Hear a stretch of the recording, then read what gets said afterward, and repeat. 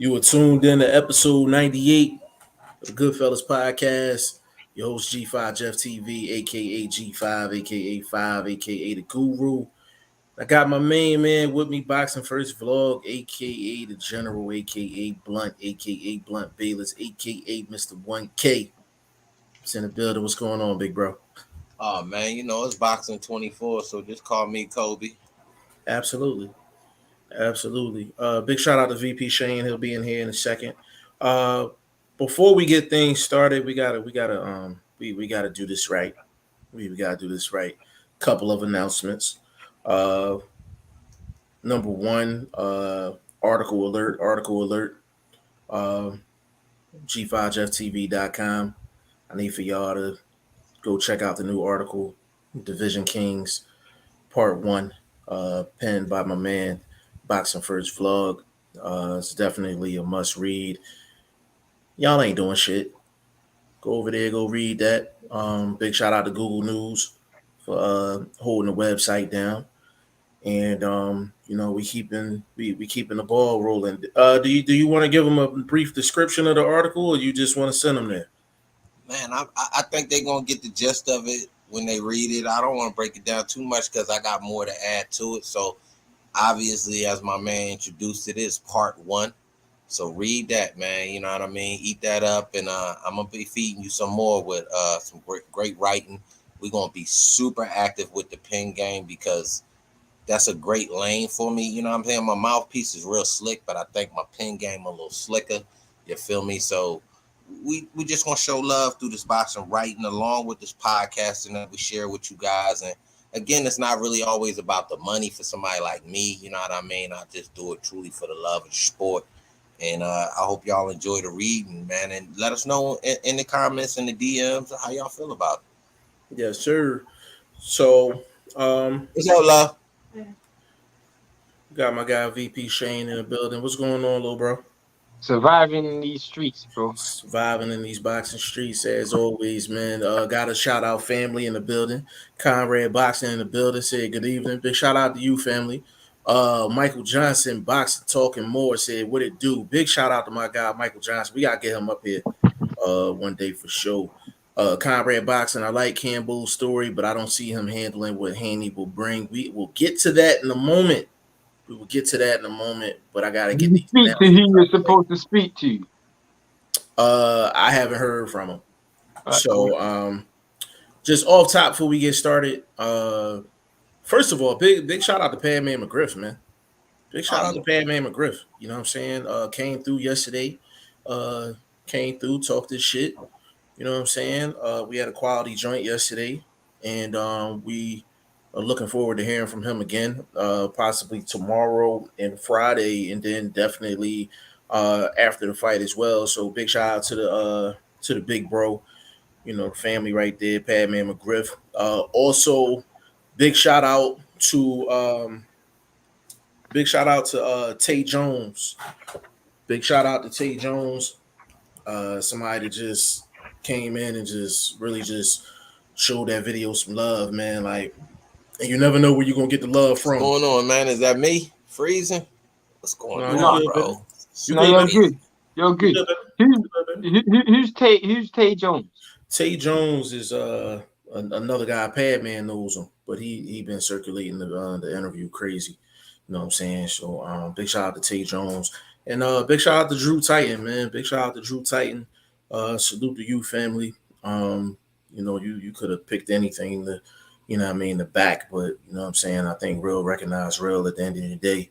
And just the love you showed towards that video and just period, man. We appreciate it. We definitely appreciate it. And we're gonna link up. Like we definitely gonna link up. That's a definite. That's a definite at the end of the day.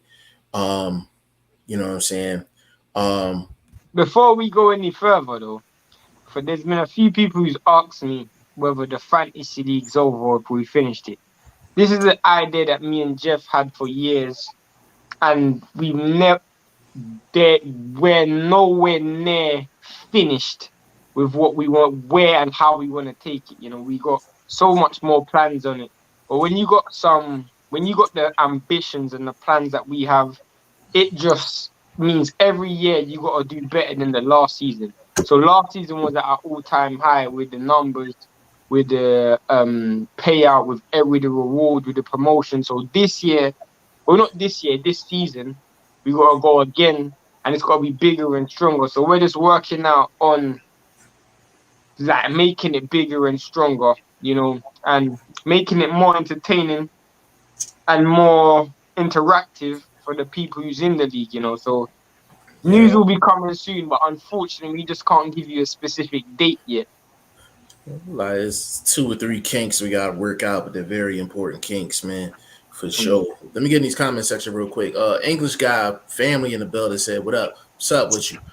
Doctor Professor, big shout out to you. He said, "Salute, family. Great interview with Pat, man. Hey, man, appreciate that. Appreciate that." Michael John said, "Tay Jones is a professional boxer." Yeah, Mike, it slipped my brain. I slipped my brain when I said it. I know he a boxer, but it just slipped my brain, bro. Well, I have to keep an eye on him because I've never really seen him that much. So I haven't seen him. Said Dr. Professor Tay Jones is a part of the Deontay Wilder camp. You know what I'm saying? Understood. So, big shout out to Tay Jones, like for real, like straight up. Mark Wow, Nash.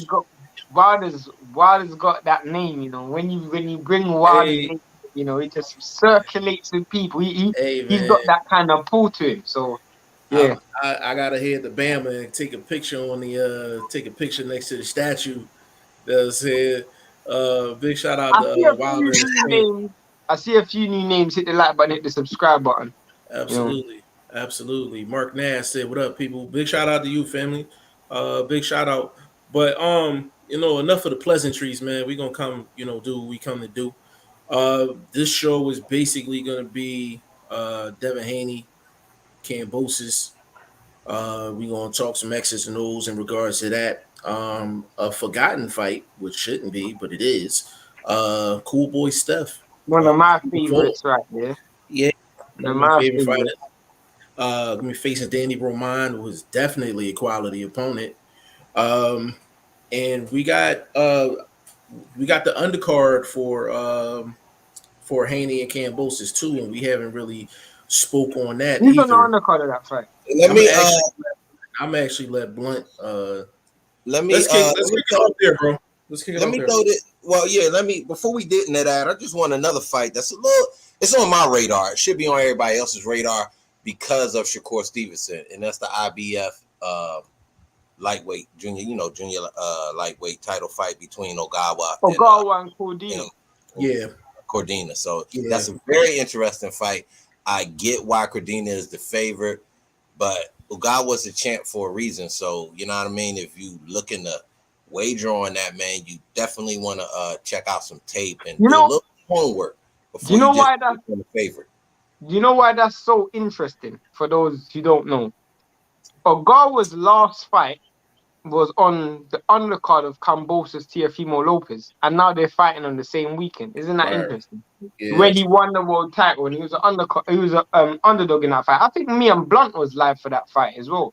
When we were live for it. That's what I'm saying. That's why I said my quote. He was an underdog when he won the championship. You coming in your first title defense underdog again. It's probably a situation you can't just overlook them too easy, especially if you trying to win some coin in that particular match. But as far as the other card, bro, I don't think it's international enough to support the main event. You see what I'm saying? Like you're in Australia, you kind of want some eyes on your state, on your country per se. So why not make it more of an international card to build up to this undisputed situation? I mean, I don't know. You know what I'm saying? I know they big with having their guys fight each other and, build them up before they go across the street, so to speak, to like the Maloney's did, because they got their fame actually fighting on, Western soil. So why not, kind of give some other fighters an opportunity to get their name on your soil? Australian boxing is very, very, very interesting because it's unlike the US market or even the UK market, where you got certain fighters like Tim Tszyu, who are out the gate is already getting a lot of traction and respect. And you got certain fighters like George Kambosos, who had to pay his dues on the road. So it's a very interesting market because I can name a few fighters over the years where, you know, we all know the fighters that's come out of Australia, people like Lucas Brown, Jeff Horn, Zarafa, those dudes, they've been in and around boxing for quite a while. What I will say is though, when you're looking at this undercard, I don't know who's on the undercard, but it would have been a very good opportunity to put on fighters, showcase some of the talent that's out in Australia, some of the up and coming talent that's out there. One thing I'm gonna go against you with just a little bit, not to say you're wrong, but they fight so earlier in the week. Their traditional cards are more your Thursday, Friday cards. Yeah, They're not a Saturday boxing.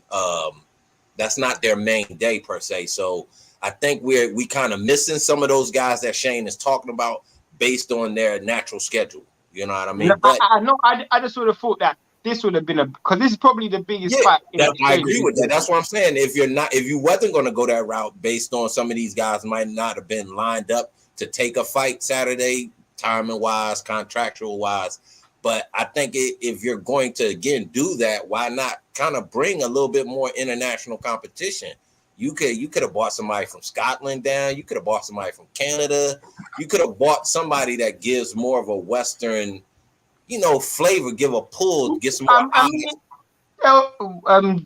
we all know, and Devin Haney spoke about this, was the government. The government was the one who put the money up for this fight.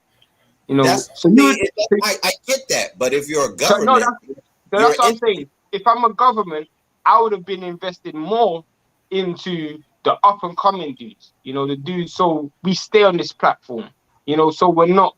So like if Kambosos loses, really and truly, there's nothing else coming back from Australia. Obviously you got Tim Tszyu, but I mean, you want to invest in the next generation. That's my point. Where Shane is trying to go with it, they should have had their Australian lightweight champion on the card. Yeah. So we get an actual idea. Okay, Kambosos lose the reign. Who's the next guy to pick it up? You know what I mean? Yeah. For our country. So I kind of get where Shane is coming from. They do have a lot of young cats on the card as far as their fight schedules. Guys 2, 3 fights, 4, 5 fights. So it's filled up with that. They kind of, like I said, they had the Maloney brothers on there, so they got a little bit of an international draw because they, we know them from Top Rank. So the card is not bad. Could have been better. Just from an international pull to get, people paying attention to their guys down in Australia. We're gonna turn the TV on. We're gonna, pay the pay-per-view fees or the ESPN Plus fees. So I just thought they could have did a better job making it a little bit more international. They're the big stage, so make sure you're getting some eyes on you. Another thing we got to factor in is this is not your traditional promoter putting the bread up. Very rarely do you hear an actual government putting up bread for an entire card. So usually with promoters, they'll put a certain amount of bread up for the main event, and then they have a certain amount of bread up for the undercard. So what I want to actually do before we get into the comments is I want to actually show the card.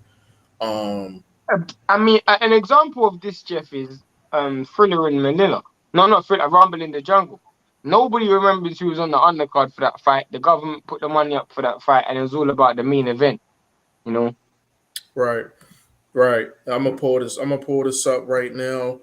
Let me see. 1 second. Did it show up? There we go. Yeah, there we go.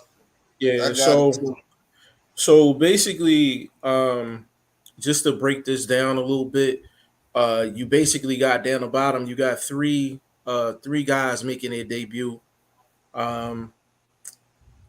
You got 4 other fights where guys are, 5 fights or under. And then you had the Maloney's, you have the Junior 5 fight, and then you have the you had a Haney and Kambosos. I'm kind of curious to know what, how much money did the government put up for the undercard to get the Maloney's, and because I'm thinking if you can get Junior Five and you can get the Maloney's on this undercard, they probably Yeah, could have. They probably had a good amount of bread overall yeah, for the card. probably. It looks like it Yeah, because look those like are it, three names that we all know in boxing. and they cost a couple dollars. Like you're not gonna Who, the get Maloney's? yeah, Maloney's getting I thought this was Maloney's. a money grab by the government. I thought this card didn't cost a lot of money.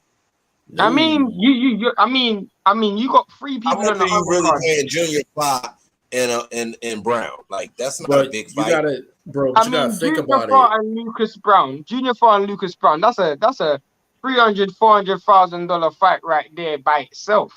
Just Junior Farr and Lucas Brown. That's 300,000-400,000 just there by itself. Yeah, Mm. you gotta think about it. You gotta think about it. You gotta look at their individual purses versus the matchup. So you take Junior Five. Junior Five's just coming off of a Joseph Parker fight. So that was Yeah, big money. That was big money in that fight. You that take the was pay per Maloney's, view. and That it was was a pay pay per per view view. fight. You take the Maloney's. They've been featured on ESPN for the past like 2 years, like in big fights. So them dudes come with a price tag. They Yeah, I they do mean, come with a I think price I tag. think I think they probably spent pushing, if not if So not a so million, close to a million on an so real undercard. quick, Bro, that's a lot of money what's on your an undercard. overall feelings on the card? Like, do And you now think looking at it's it, I think that's a good undercard. I think that's a good undercard. I I I mean, my complaint, like I said, is not per se the matchups. I think, like I said, as far as if you really look at it, as far as the Maloney's is concerned, they're in some good fights. Got to do a little bit more digging as far as styles and things like that. But the numbers as far as wins and losses say these two guys are in good fights. I'm not even upset about the Junior Five Lucas Brown fight. Maybe Lucas got a little something left. You know what I'm saying? But to be honest, bro, again, I keep harping on the international look. You have an American champion down there. Why not give him a little bit more support to get the eyes there? You understand what I'm saying? How many eyes are you going to lose because it's not an international card? You People know what I going think. to wait for You the know main what I event. think it is, bro. You know what I think it is, bro. For them, they know where they're gonna get their money back, and that's the gate.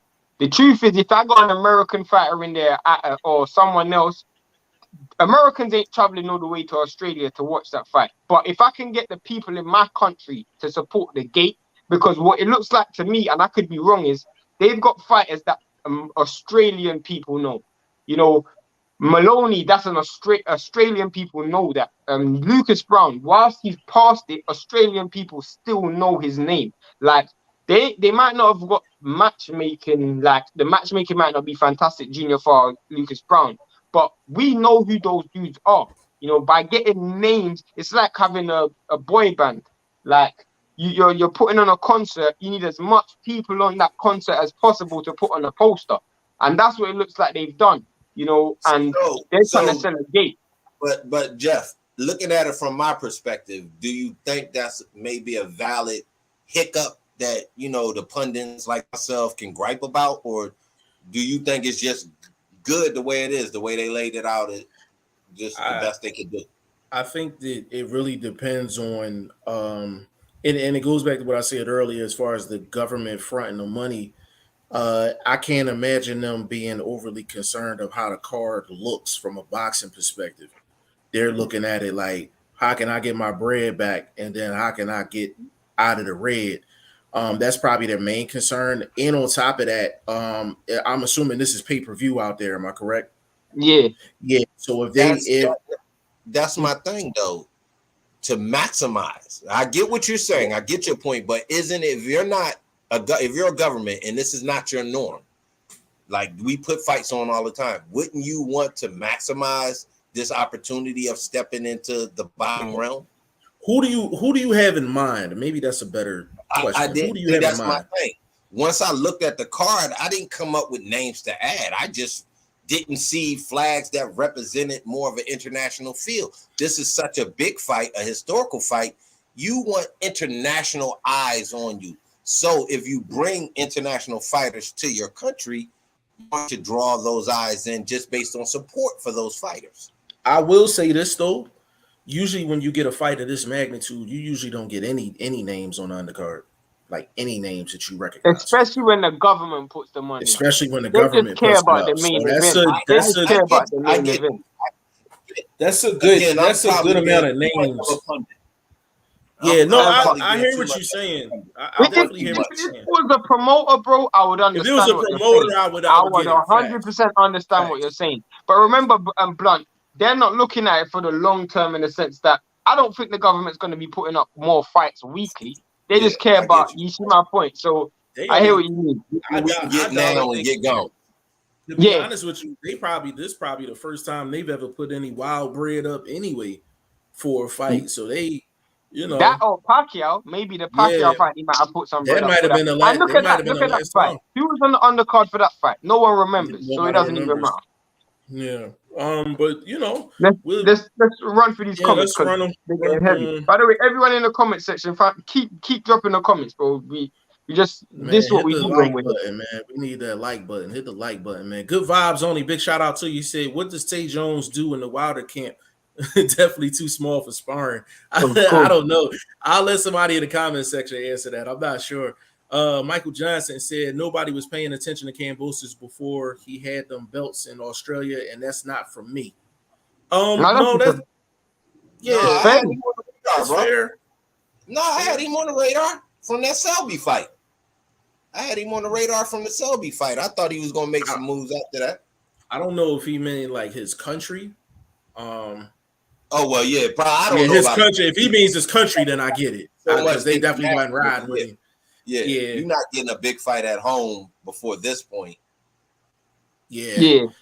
I feel that. My guy Bruce, what's going on, man? Big shout out to Bruce Goes, man. If you're not subscribed to this channel, definitely subscribe. That's a must sub right there, man. That's my bro for real. Hold on. Got some shout outs going on. Hold on. Lost my spot. Aaron Parker said, I don't know if he's trying to say super chat or sup champ. I think he's sup. No, he's like sup. What's up? What's up with you? Aaron Parker, big shout out to you. Boxing Learner, family in the building. What's going on? He said, I like the Maloney brothers, so I'm looking forward to the event. Yeah, they definitely they've definitely done some good things, Well, what I can say about them guys, bro, neither one of them is a true superstar, bro. That's correct. My point. Correct. You want to bring a name, or you want to bring the next superstar, which I would say could have been your Australian lightweight champion. You know what I mean? Even though he's just coming out the Olympics, he only got a couple fights under his belt, things like that. But look at the list. You got a bunch of other 2-3 fight winners on the card. So do something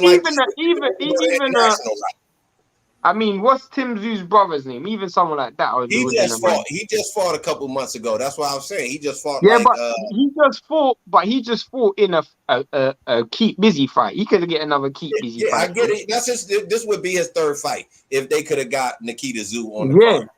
You know what I mean? So I get it. What I mean, you gotta give us something. Give us something, bro. Like I just thought it was. I hear what y'all guys are saying, but I still think the card. I would maybe by the end of the show, I would love for you to run a few names that you're thinking would be suitable for your line of thinking. All right, I'm gonna give you some names right now. You could have put Paro on the card. He's in the running for a lightweight mandatory situation. You could have put like I said, you could have put your lightweight, your lightweight champion, country lightweight champion on the card. His name slips on my mind right now, but I did a post on him just recently. But yeah, bro, it's just some home names you could have put on there. Nikita Zoo, we just brought up that name. So what's the heavyweight's name? I forgot his name though. That dude that everybody's talking about, that big heavyweight that everyone's talking about. Gallon, he just lost.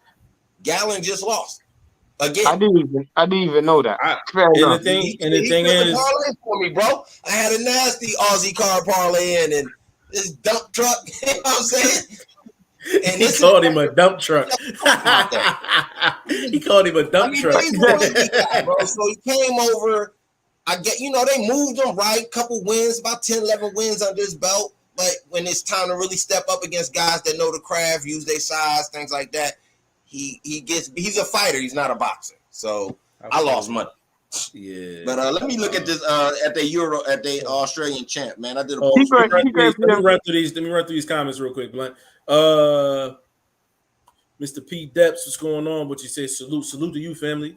I like the name Coward Nello. That's funny. It said G5 TV, Bruce Gas, Boxing Jazz. Salute. Shout out to you. For sure. J8 in the building, man. Says salute G5 in the panel. Salute to you.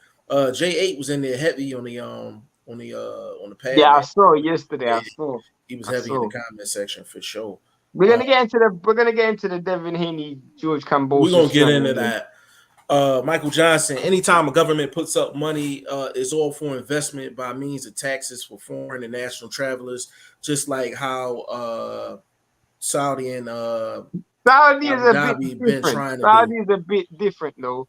Saudi's a little bit different because Saudi look like they want to actually promote, like especially Abu Dhabi. Because the reason how I know is because I've actually been invited to Dubai a few times to cover fights, and they work alongside promotional companies, so they're looking like they're trying to do something more long term.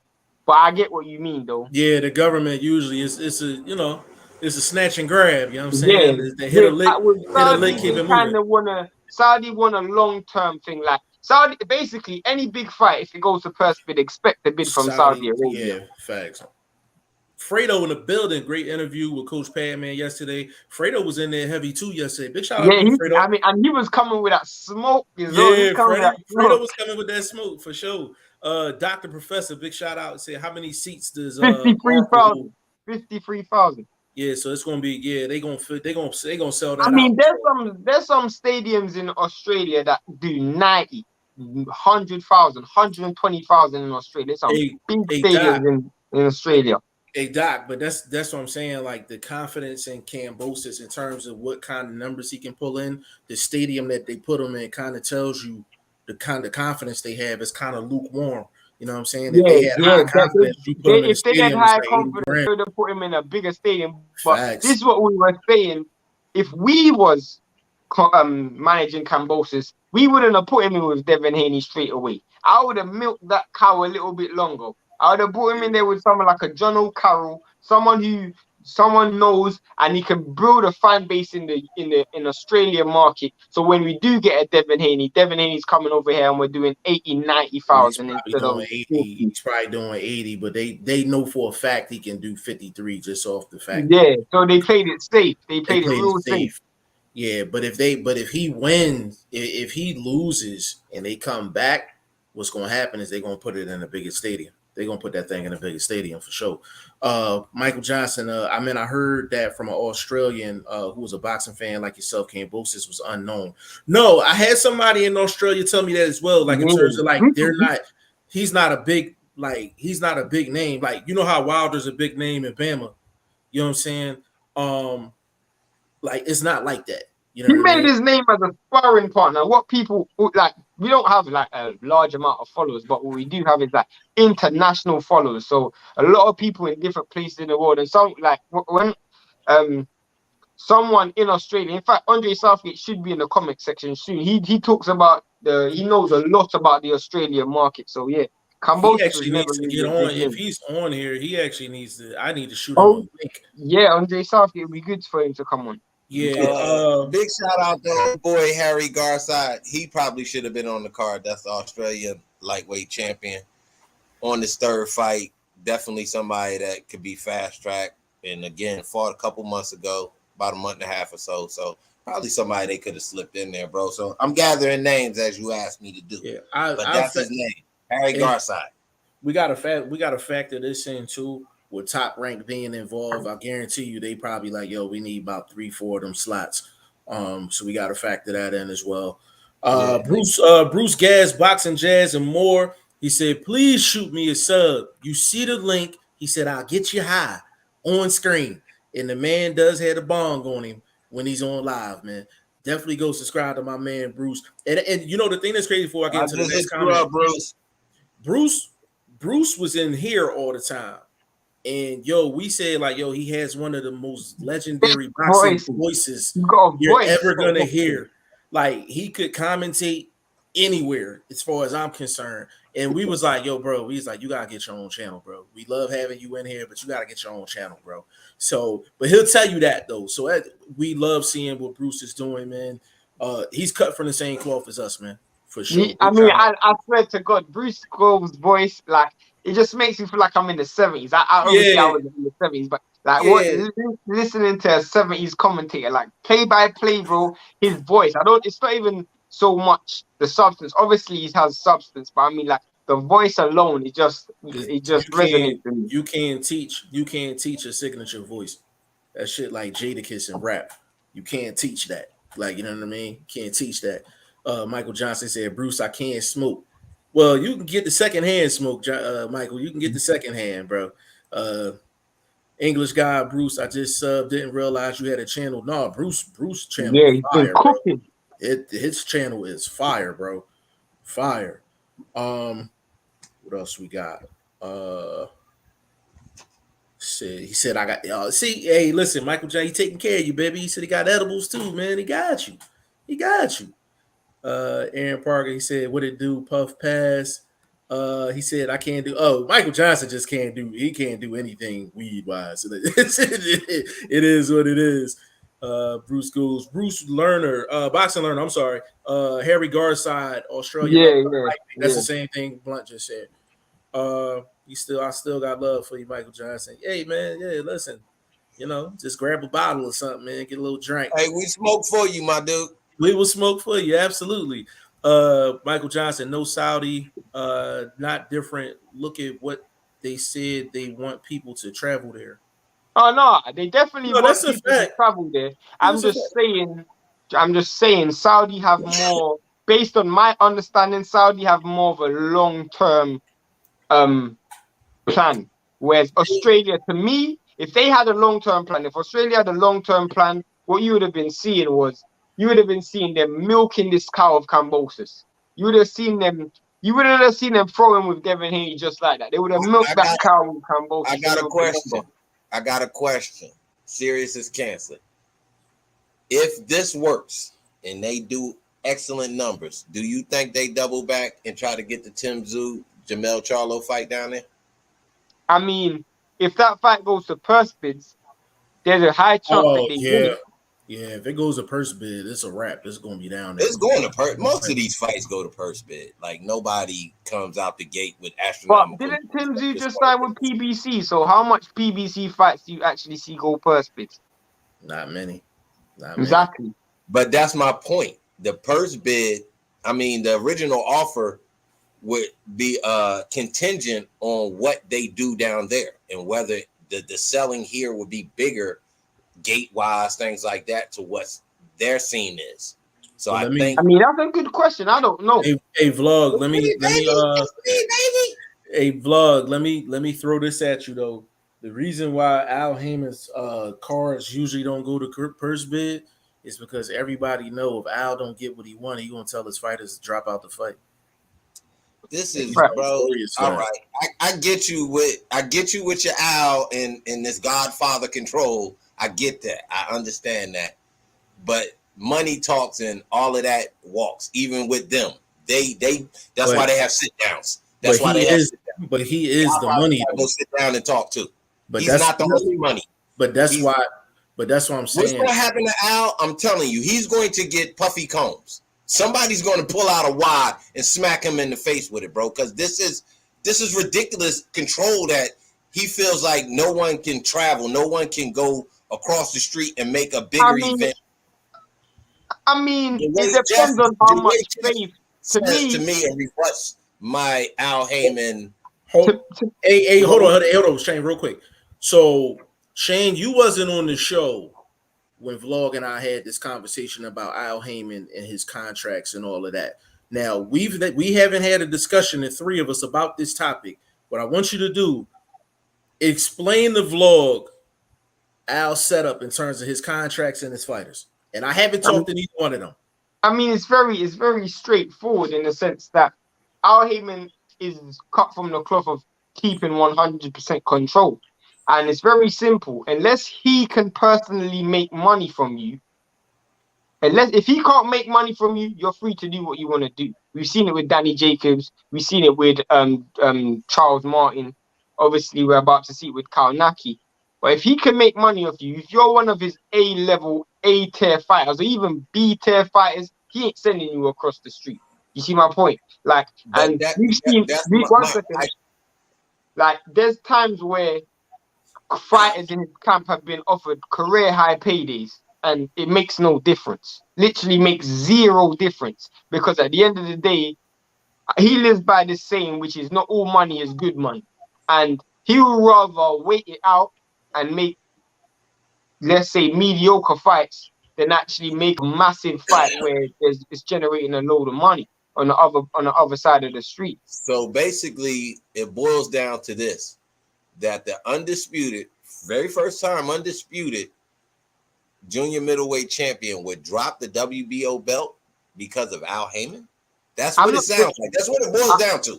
Because I'm telling you, based on what he's done here and how they moved him here, he'll never fill 55,000. No, that's a fact. That's a fact. But you know, we're gonna get to the comment section in a second. So people in the comments, keep it coming. But what I'll say is, what you gotta look at is, do you not find it a bit ironic? In the first time in history of boxing, Charlo was the first ever PBC undisputed champion. There's been no other undisputed champion on the side of PBC. Do you want to know why? Because he doesn't make deals with other people. Like when everybody else who's been undisputed, they've had to at some stage do a fight on the other side of the street. They've had to do some form of co-promotional deal, some form of partnership with somebody else.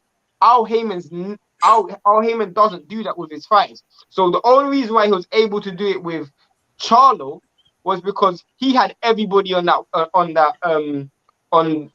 division on his side of the street.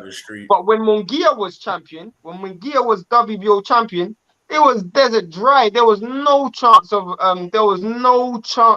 unification, no chance of undisputed. That was a whole separate entity, like a whole separate belt. It didn't even exist. That could be one of the reasons why he did move up. That being he wasn't going to get that opportunity. So I get where you're coming from. If you guys remember, there was a time when where PBC themselves said they don't even recognize WBO. Am I lying, Jeff? They said that they don't even recognize the WBO. So that's my point.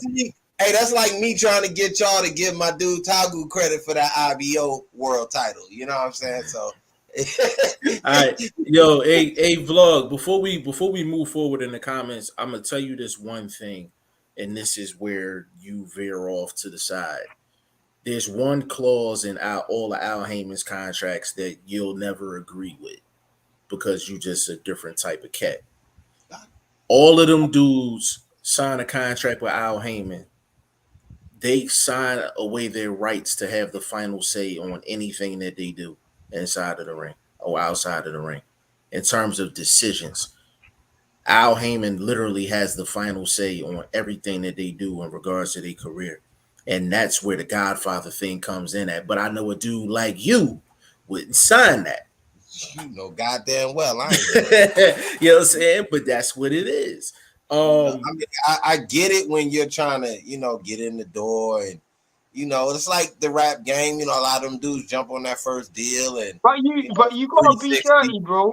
You gotta be dirty, blunt, because if you end up being free like Eddie Hearn, you lose your fighters. Canelo undisputed. He had to do the undisputed fight on another platform. Devin Haney has to do the undisputed fight on another platform. The truth is, bro, if Eddie Hearn was dirty, this fight would be on the zone right now. If Eddie Hearn was dirty, because he would have just signed Kambosos up to a 2-3 fight deal after the Lee Selby fight. Eddie Hearn is not really crafty. You know what I mean? And that's the difference. Or maybe Eddie Hearn isn't a control freak. He needs to be though. He needs to be. This is a business. Feel me. Eddie's the type of dude that's like, yo, we can get together and dance. It don't gotta be a lifetime dance. We can hit 2 songs, and whatever happens after that, if you springboard, you do what you do. You know what I mean? Maybe his money's long enough. Like y'all speaking about Al being so tight because why his money's so long, so he can be this control freak. Maybe Eddie's money's so long, he don't have to try to lock you in and eat every dollar off of you type of scenario. You know what is blunt? At one stage, Al Heyman was broke, and Eddie Hearn's never been broke. So Al Heyman runs it like, I've come from poverty and I ain't going back there. So once you're on this side of the street, you're my money for life. Eddie Hearn's always been rich his whole life, so he runs his whole business. That's what I'm going to ask you. You think them PBC deals is lifetime deals? Because I remember I made that comment to Jeff. Because it's just what it seems like. You can answer that yourself. How many dudes firstborn child or some crazy shit like how many dudes do you see that's an A-level fighter and they leave as an A-level fighter on PBC? How many dudes do you see that happen with? Because I don't see it. I hardly see it. Bro. Sound like a lifetime deal to me. I ain't selling my soul to nobody. And the only person that I've seen that not even A-level that actually left and they was talking trash about Al is Vanez Martirosyan. Now, when's the last time you seen him? And when the last time you seen him in the ring? And listen, I'm not even gonna mention his name, but we'll get to that later on. But there's another person that's affiliated with PBC, had a little run-in with Al, and his career been stagnant for the past 4 or 5 years. I think y'all can put 1 and 2 together. He don't fight. He's a champion. He just lost his belt. Oh, yeah. You know exactly who I'm talking about. Yeah. The initials GR for the people that don't know. I don't want to mention the name. Michael Johnson. Rest in peace as well, by the way. R.I.P. to his father as well. Bruce, you better, or I will discontinue the Toker 2. Boxing Kings Archives. Big shout out to you, family. Said Devin Haney said in an interview that the stadium is sold out already. I ain't surprised. I believe that. Yeah, for sure. Said Bruce, apologies. Preem, what's up, Preem? Said G5 Jeff TV, baby. My song premiere internationally this Saturday. Fan will send you a link. No, send that. Preem been down with me from like God knows how long. Big shout out to Preem. My John keeps skipping. Hold on. He said, "Where's my wrench, bro? I'll get it for you after the show, baby." Okay, all right. Burt Wood, OG in the building. Big shout out to Burt Wood. Said Inui said when he beats Donaire, he's moving up to 122. Everyone talks 135 class. Who's the best pound for pound? But these top 10 fighters, 122, bad boys. I know for a fact you ain't saying that to us. Bro, I've been talking 122. Me and Jess been talking 122 for years, bro. Blunt, I know you're making that face, bro. I know. Yeah, I mean, it's like, bro, we on it over here, bro. The reason this fight isn't on the radar the way it should be, as far as the Fulton Roman fight, is obvious because it's undisputed. It's another historical situation. You know what I mean? And again, we was talking about the Ogawa Cardona fight. Cordina. You had it right. Cordina. Yeah, whatever. The dude, what's his name again? What's that? Corona. That's his name. Anyway, him. That fight off the radar too, and it's a world title fight. So you usually don't have world title fights so far off the radar like this. But again, it's Australia, you know, I'm sure they got a big international as far as a media scene and a lot of pull internationally to keep eyes down that way, and that's what's happening. I mean, 122 is one of the few divisions where even after you see an undisputed champion, if Fulton fought Ahmed Aliyev, if he actually does fight him, there's still 3-4 fights I still want to see at that weight class. I still want to see Rais Salim get a chance at the title. I still want to see Rios get a chance at that title. I mean, there's so I still want to see Brandon Figueroa get a rematch with Fulton. You know, Didn't Reese, wasn't he just recently in an eliminator or mandatory? Yeah. Rios was in a limit. He got eliminated. He's a final eliminator for the WBA, I think. Okay. So yeah, I mean that's lining everything. Keep lining up, and you got to think the same thing about this lightweight division. It's a lot of guys knocking on the door, and the king's in the room busy talking, and all the princes is still outside getting it together. So, I mean, the lightweight stack, 122 stack. I mean, those is watching. Check that second. I was about to say that. G5JeffTV.com or Google News. Blunt just dropped another article. There's on. Basically, there's articles up right now. Just go on the channel. Division Kings Part 1. Penned by BoxingFirstVlog, just dropped maybe about like an hour or two ago. Big shout out to him. Man, I don't give out flowers a lot, but I gotta give you flowers, my dude. That editing on that article, primo, my dude. Primo. Hey, listen, man. Hey, man, teamwork make the dream work. You know what I'm saying? Teamwork make the dream work for sure. Now, Bert, I don't know if that comment was a general comment or towards us, but 122 is where it's at. Right. On this platform. Already. That's a top three. That's a top three division for us. You're on the platform right now. Whoever's watching this, we can go from heavyweight all the way down to 118. We're going 15 deep, easy, 20 deep, easy on fight. Easy. I just get off the dome as well, bro. It's not even literally. It ain't nothing. And Raees Salim is fighting on the 18th. Yo, you could check my first IG page. I've been on that dude bandwagon as far as the dude. Right. He's been on the channel, bro. That's from like 2.5 years ago. And for the new people that's out there, just to show y'all, like we've been moving and shaking for a minute. When Raees Salim had his fight on Showtime, this is within his last maybe like 2-3 fights on Showtime. Like he literally did his post-fight interview with Showtime, and then he came immediately and hollered at your boy. You know what I'm saying? First person. You know what I'm saying? So we've been moving and shaking for a minute. You know what I'm saying? But to all the new folks, we glad that you here. You know what I'm saying? We just want to let y'all know, like it's dead real up in here. There ain't no casual talking going on up in here, man. We go from heavyweight all the way down to 118, and we get it popping. You know what I'm saying?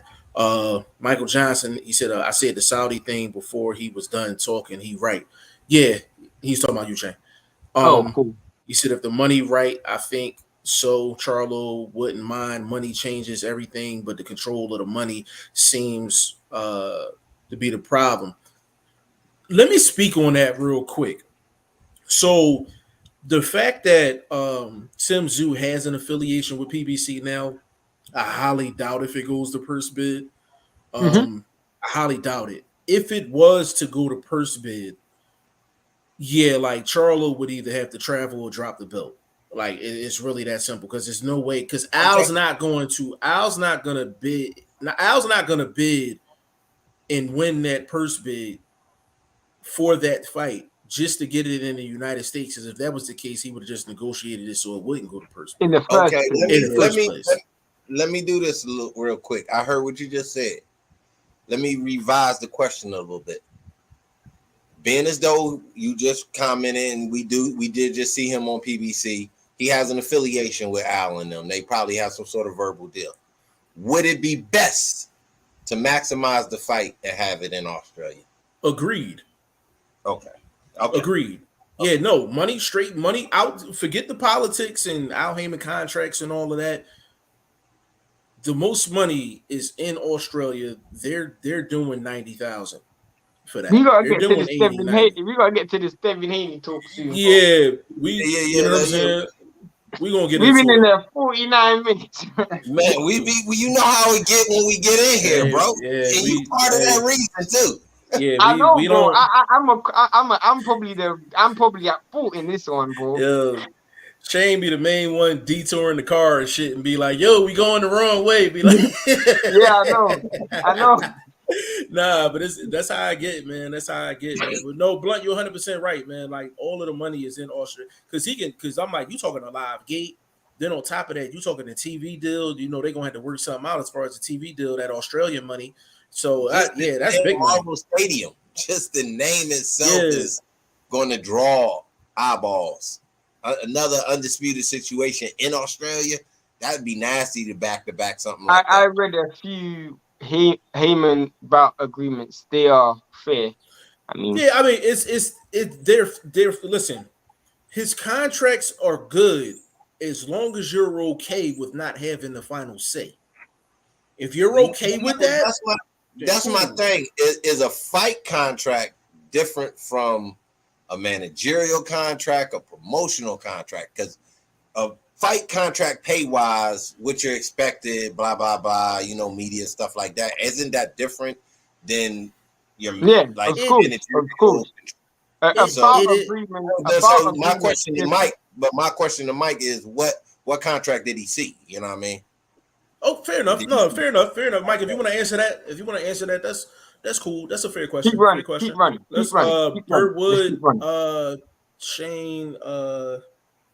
He said, I guess Shane odds that Inui versus Donaire in Japan. I mean, they're both. My dude, you got to check. They're both Asian, so you know from that part of the world. So I mean, I can imagine it being mad numbers out there. Yeah, he's saying, you mean eyes on wagering? Because you know that's what we. He was saying, is it odd that it's in Japan? That's what he was asking. No, they just not at all. Not at all. Japan want to get their shine. They got fighters in the game. They want their shine. Yeah, facts. Mr. Motivator in the building. Big shout out to Mr. Motivator. Said what's good? Birdwood G5. Fulton versus Figueroa was a war 122 class. I seen Figueroa winning a split decision. It was a close fight. It was a close fight, and I think what happened in that fight. Now I thought Fulton won 7-5. I thought he won 7-5, but you can argue either way. What you think?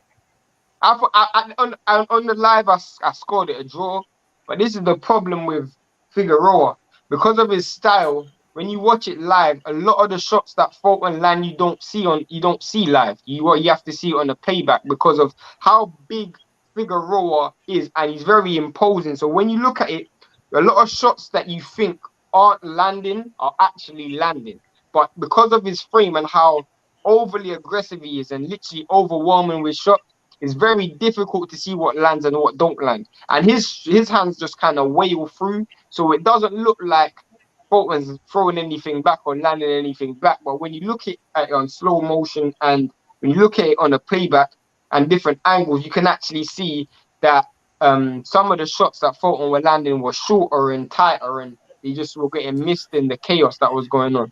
Yeah, and I felt like Fulton could have made that fight a little easier than what it was. He went in there with the same game plan he did against Angelo Leo, and Figueroa was a bigger dude, more skilled with the hands, more powerful. It's just more to worry about. So I think he should have just went.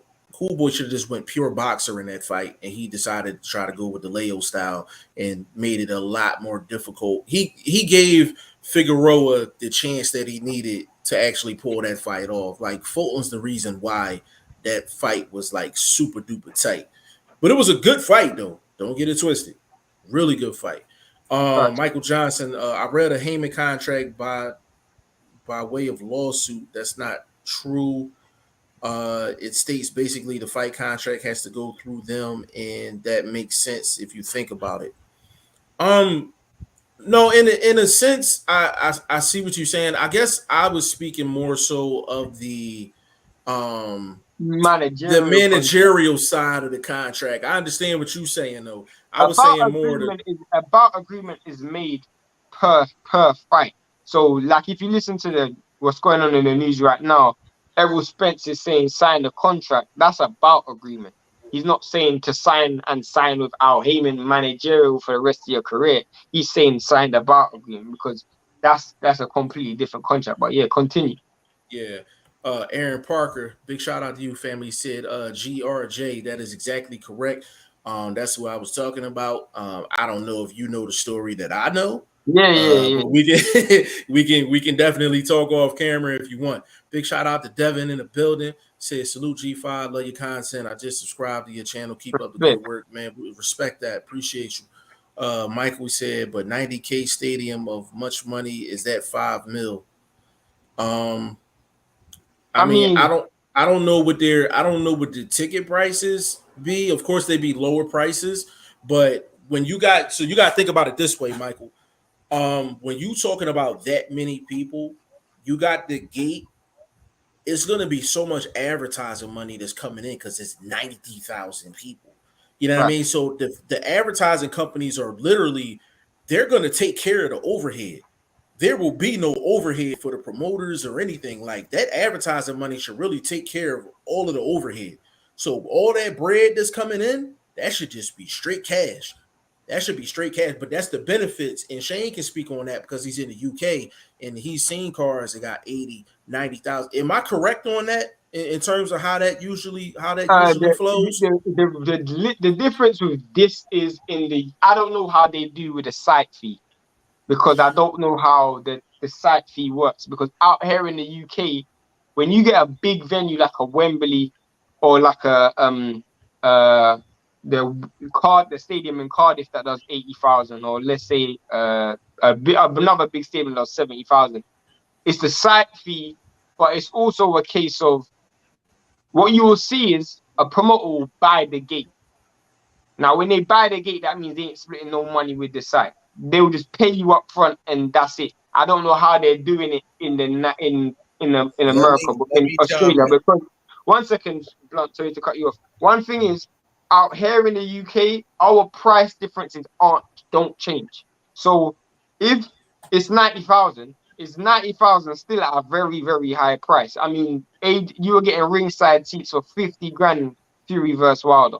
I mean, Fury versus White.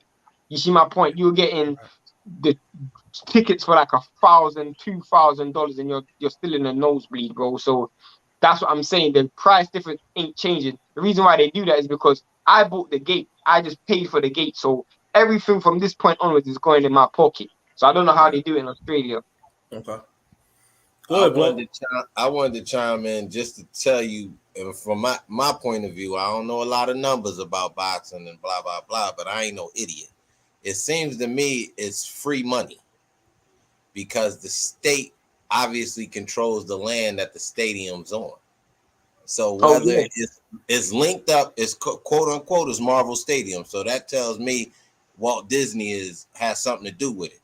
Gotta have some backdoor deal with taxes, things like that, where, you know what I mean, they're getting all this upfront money as far as the country and the government investing in it. So it just, to me, sounds like it's just free money, basically. You know what I mean? They jumped in, whether this will turn over. That's why I said whether it's successful for the government doing this, they may do it again. They could be a factor in the next undisputed situation in junior middleweight, because it sounds like it's free money. He just said, you know, site fees. There would be no site fees. You control the site. You own the site. You're the government.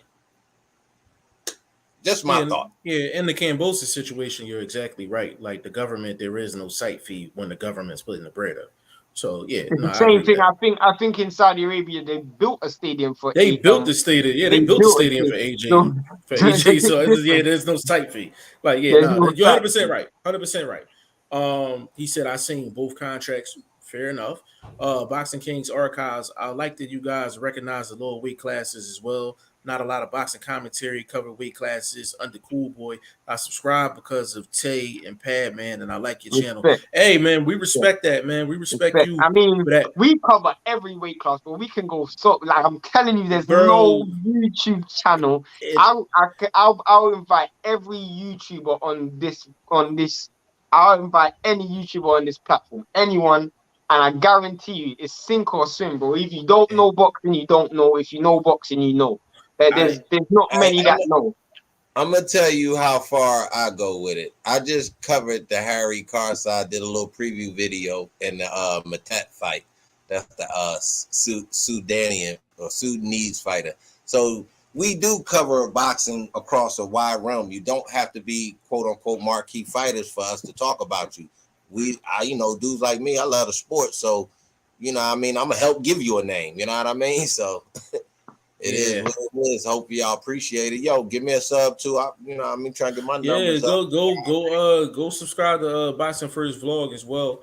We're gonna put his link up in a little bit for sure. But yeah, Boxing Kings archives. We, like I said, we go from heavyweight to down to 118. We will talk about fights from right now, and we'll talk about fights in the 80s, 70s. I mean, we do film study. We talk betting on boxing. We do a little bit of everything on here, man. So we got what you need. And if you wanna get a link, bro, we just forward the link in the chat And sometimes. Yeah. that's the ultimate thing with us. Like when we feeling good or we, things is flowing right, we'll drop the link in that comment section. You click that thing, you write in the show.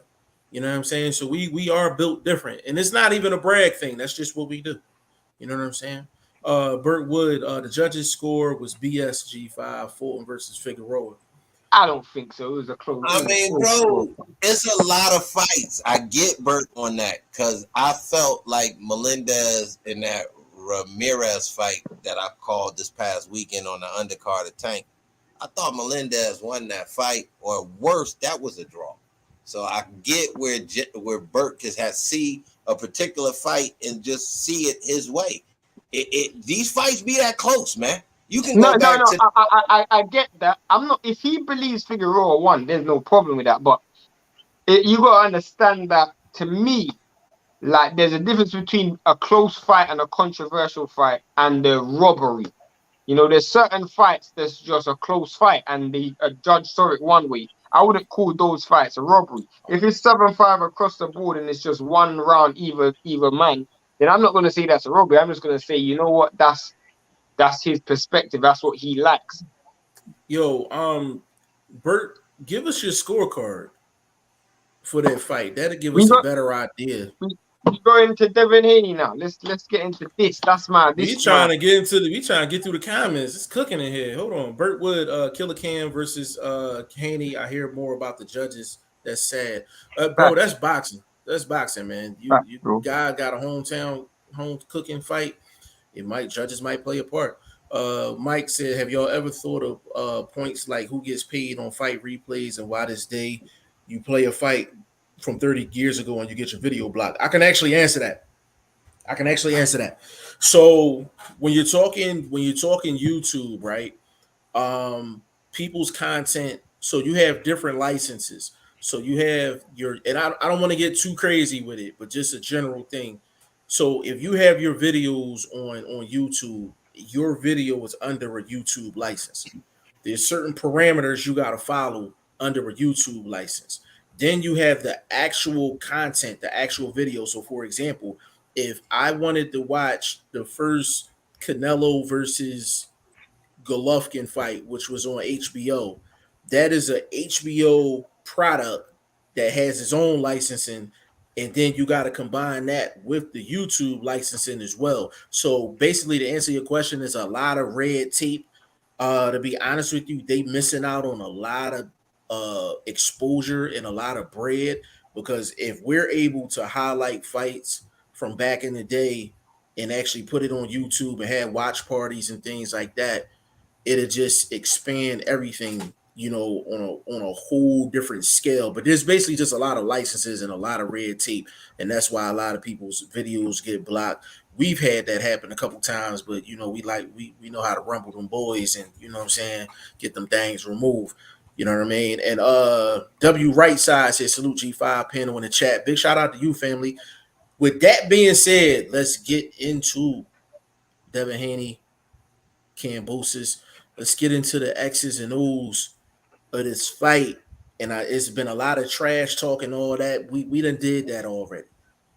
We talk X's and O's over here.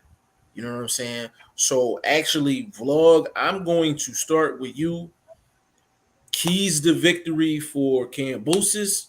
Keys to victory for Haney. I'm glad you said Kambosos, because this nigga will just be talking about Haney all damn day. I ain't gonna lie, bro. When I analyze fights, my third eye is so nasty, bro. I'm so nasty with this shit. It takes me about 30 seconds. And I'm gonna tell you who gonna win this fight. Now, whether we get the judges to see it the proper way, that's a totally different story. But as far as analyzing, it's easy to see who should win certain fights. And in this particular fight, I'm going to go with Kambosos. This is a dude that got a lot of velocity. I wouldn't say he's a fast guy. I think Haney's the faster, speedier guy. But he does have velocity and a lot of intent. In this particular fight, bro, he got to take some of that steam off his shots to give him some energy to be defensive. You see what I'm saying? If you so worried about your offense, putting power behind it, being precise, and that's so much energy you're putting into it. If you take a little bit of steam off, just laying your shots, you can roll defensively. You can get back home faster. I think that's a big key. I don't know if anybody analyzing it from that perspective. And for Haney, it's easy, baby. Keep your space, double jab, shoot the right hand, twerk the body, keep distance. It's about range. You're I wouldn't say per se the bigger guy, but you're the bigger guy, you're the younger guy. Control the fight and you'll win it. Go ahead, Shane. I mean, one of the things that I'm hearing a lot of, and I'm going to get to that in a second, but what I wanted to talk about first is the mental side of things. I kind of feel like it's difficult because I don't know what approach Kambosos is going to take mentally. What people have to understand is you're a whole different individual when you're coming in as an opponent as when you're coming in as a champion, and especially when you're in your hometown, you got the fans behind you. Kambosos has become accustomed to being the underdog, being the B-side. He's learned how to fight off that. And he's used that energy, that enthusiasm, the fact that everybody's doubted him as his fuel. Now the coins flip and the coins turn. How does that affect him mentally? That's the part I don't know. That supports what I said. Take something off your shots. Don't be so aggressive. That supports what I said. So great statement, Shane. Great statement. I mean, I should say it's me, baby, but I'm not gonna steal your thunder. But what I will say is, when we're breaking down the technicals, I see a lot of people talk about Kambosos keeps his head on the line, he fights in straight lines. What I don't hear people say is, for all the strong things that Devin Haney does, what takes away, if you keep your head on the line and you keep your feet on the line, what you need to do is angle off. Devin Haney rarely angles off, so that's something I want to see him do. And when I mean angle off, I actually want to see him spin and turn, turn Kambosos, because especially when you're centering, because to me, Devin Haney's going to win the fight at long range. He's got longer arms, he's got a much quicker jab. To me, he's just a better, longer range fighter. I guess Kambosos is going to be looking to make more of his success mid to close range. So that's where you want to be spinning this dude, and not just spin the dude defensively and get yourself out of there, but spin the dude and let off shots at different angles. Whereas when he's throwing that jab, when he's throwing that right hand, you're taking it away by not getting out of the pocket from the front door or the back door, but you're getting out the pocket from the side doors. And you're using the side doors and you're paying him on your way out. Let me real quick, Jeff, before you go. I get what you're saying, Shane. What it is when we asking that of Haney in this fight, he's normally the guy coming forward and pressing. And if you're the presser, you don't have to spin. But this fight would give him the opportunity to do what Shane just said, because Kambosos is an aggressive sort of guy fighting from that underdog mentality. You're going to come forward. You're going to press the fight. And it should open the door to see some of that aggressive pivot boxing, not defensive, as Shane was saying. So I get your point.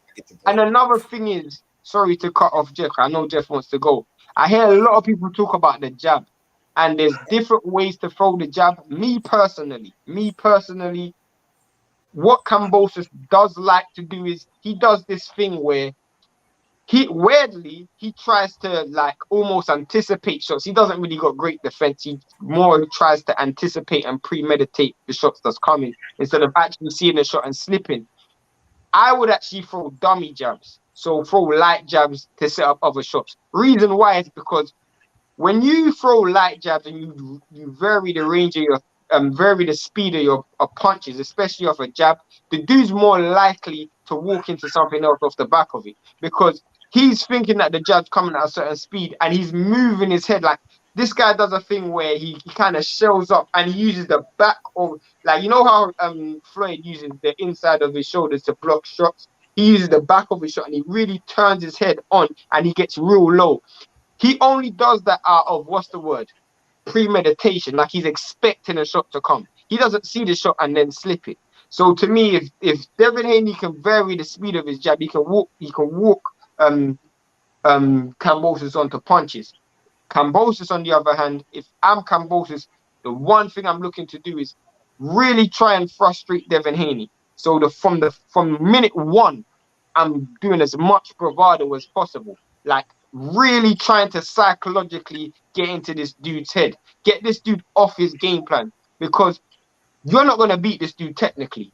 And I don't think he has the power to knock Devin Haney out either. So he's got to get into Devin Haney's head early so Devin Haney can come off the game plan. Without Bill Haney, you never know. He might not be as disciplined. I'm not saying he's not, but if I'm Kambosos, I'm arms behind my back, a lot of fury, Ali shuffling, all of that, just to get into Devin Haney's head as early as possible, just to win rounds purely and simply off bravado, Tyson Fury style. You know, that's what I would do.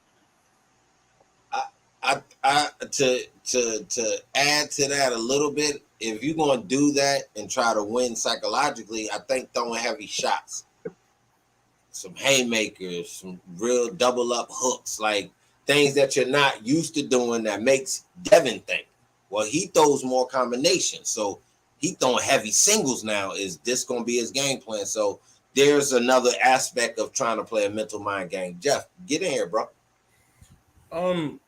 I think for Kambosos, just from a technical standpoint, he does that same hop step that Shakur does. That hop step to the left, get his foot on the outside. Even when he's trying to fight, even when he's fighting someone that has the same stance as him, he usually does that hop step before he starts throwing in combinations. He's definitely going to have to do that. He's definitely going to have to do that in this fight. From a mental standpoint, a lot of people perform better as the underdog. You get them the keys to the car, they don't know how to drive. So we got to see if Kambosos knows how to drive. You know, he got the keys to the car now. And I would say the third thing for Kambosos is I haven't seen Kambosos really be patient in a fight. Like he puts himself in harm, but he puts himself in that. But Jeff is right, bro. He is a guy that is a clasher. He wants to win the clash. So I get where Jeff is coming from. But I thought he displayed a little bit of patience in the Teofimo fight. I thought Teofimo was very erratic in that fight, overly aggressive, and he actually guided his time. But Gene, you got to factor this in though. He had over a year to train for Teofimo, and he had to drop on him.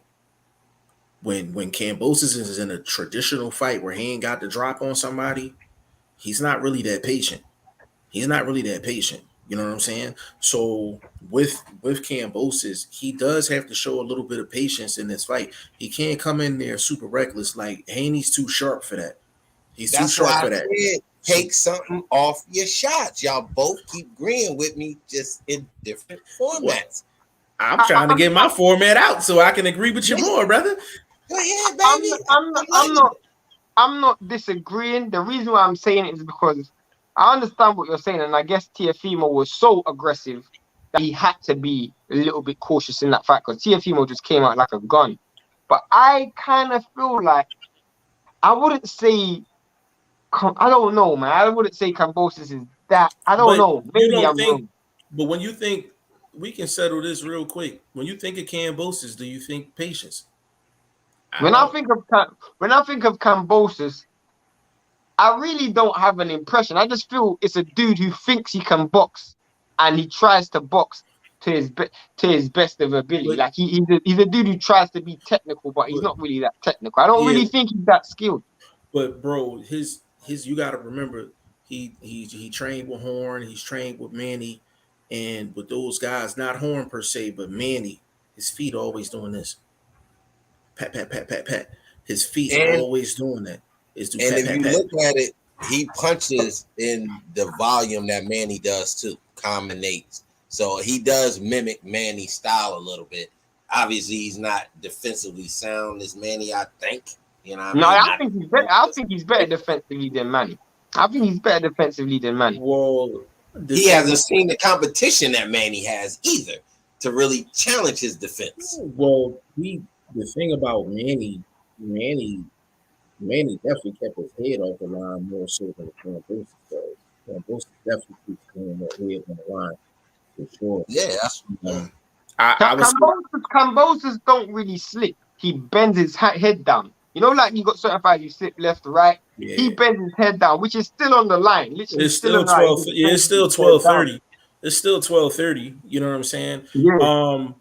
For Haney, this what I need from. Oh, hold on, one more thing with Kambosos. Kambosos has to put that mental pressure on Devin Haney in terms of winning rounds early, because if he's winning rounds early, let's just say Kambosos is up after 6-7 rounds. I don't care who Haney has in his corner. He's going to be pressing because he knows he's on the road and he don't want to see them judges. So you're going to see things out of Haney that you probably usually wouldn't see because of the circumstances that he's in. This is one of the few fights. Can I counter that? Can I counter that just one time? Just based on what we've seen previous and it's been proven to be evident based on, they put the information out. Will he have a mental edge knowing he's at home? That all right, we already got 3 rounds in. I ain't gonna say 4 rounds. I ain't gonna give him that Canelo-esque, bravado with the judges, with the, being the favorite, the hometown or the home country guy. But what if he does think in his mind, okay, I'm that guy, 1, 2, I'm good. So all I don't necessarily have to put a lot of offense out. So would that already have Devin pressing too early because he could be on the back foot based on how judges are? No.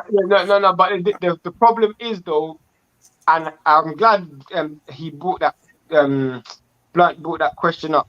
What Devin Haney can't afford is having rounds where there's low activity, because low activity could easily equal, I'm just going to give the round to Kambosos. But he's got to be a little bit greedy in this fight. But Haney's never not busy. That's the thing. He's never not busy. Offensively, he has a pretty good output. Yeah, I know. I'm just saying he can't be, because he said, is it a case of I'm just going to take, like, I got 2 rounds already. I'm just saying. I don't think so. I don't think Kambosos mentally is built like that to even be thinking that way. Like, he's a gun. Like, he's going to shoot. Bro, like, he's going to shoot. Bro, we want him. Hold on, Shane. Hold on. Again, we just said, or Shane just said, he's in a different position. Is he starting to think from that I'm the guy position? I don't have to go in here and be overtly aggressive and underdogish from round 1 to 3. He can't afford to do that. I think he can. I honestly. That's why I brought it up, Jeff. That's all I'm saying. Bro, I haven't even got through my whole breakdown. Go on. You know what I'm saying? All right, so here's the thing. So here's the thing with Kambosos. I don't care that he's fighting at home. He knows he's the underdog. He knows he's the underdog. He knows he's the underdog. So yeah, he's fighting at home. But when you're coming into a fight, yeah, he has the belts, but he knows he's behind the 8 ball. He's not more talented than Devin Haney. Okay. He's not more talented than Devin Haney. But so I don't think he's gonna. Let me ask you a question. A close round. Who would you feel the judges are going to give it to? They're going to give it to Kambosos. But he has to. But Shane, a low output round. But Shane, that's what I'm saying. You can't have that mentality. You got to work to make it a close round. And the reason I said that is because Devin Haney works. I get you. No, off that premise alone, you're right. He's not fighting. He's not fighting AB. He's not fighting. You heard what I said. That's why I added, Jeff. Should he be coming out super aggressive as if he's looking for a KO? Devin Haney. No. That's what I'm asking. No. That's why I'm saying Devin Haney can't afford to. And this fight, he has to be a little bit greedy because I feel like any round where, let's say, you land 10 punches and Kambosos land 7, they might sway to Kambosos. In this fight, you might have to get greedy because you can't afford for there to be even a slightest of maybe a 12-9 in terms of punch connection, 15-12 in terms of punch connection. You might have to be greedy in this I'm because gonna tell you where I'm kind of lying in the middle with this one. Kambosos is a busy fighter, flawed but busy. His feet is busy when he throws punches. He throws the combinations. He's busy. Devin Haney is busy. The difference between the two, I'm like, Haney's physically more gifted, boxing wise, better IQ. He's more talented. When it comes down to it, what Haney has to do, now, getting greedy, yeah, if it's 3-3, 4-4 after 8, yeah, Devin Haney's got a problem. No, but I don't mean greedy. I guess I shouldn't use the word What's greedy. your definition of greedy? I just mean this, bro. We see this all the time with Devin Haney. When he's landing a counter punch, he lands a single and he's on the back again. I just think you got to go twos and threes instead of win the exchange, win every single exchange. Don't think, oh, he won that exchange. Okay, cool. No, win every single exchange, especially early. That's my thing, bro. I don't want based on. Okay, I believe in his chin. But what we don't want is a psychological thing early in the fight where Shane is saying win every exchange.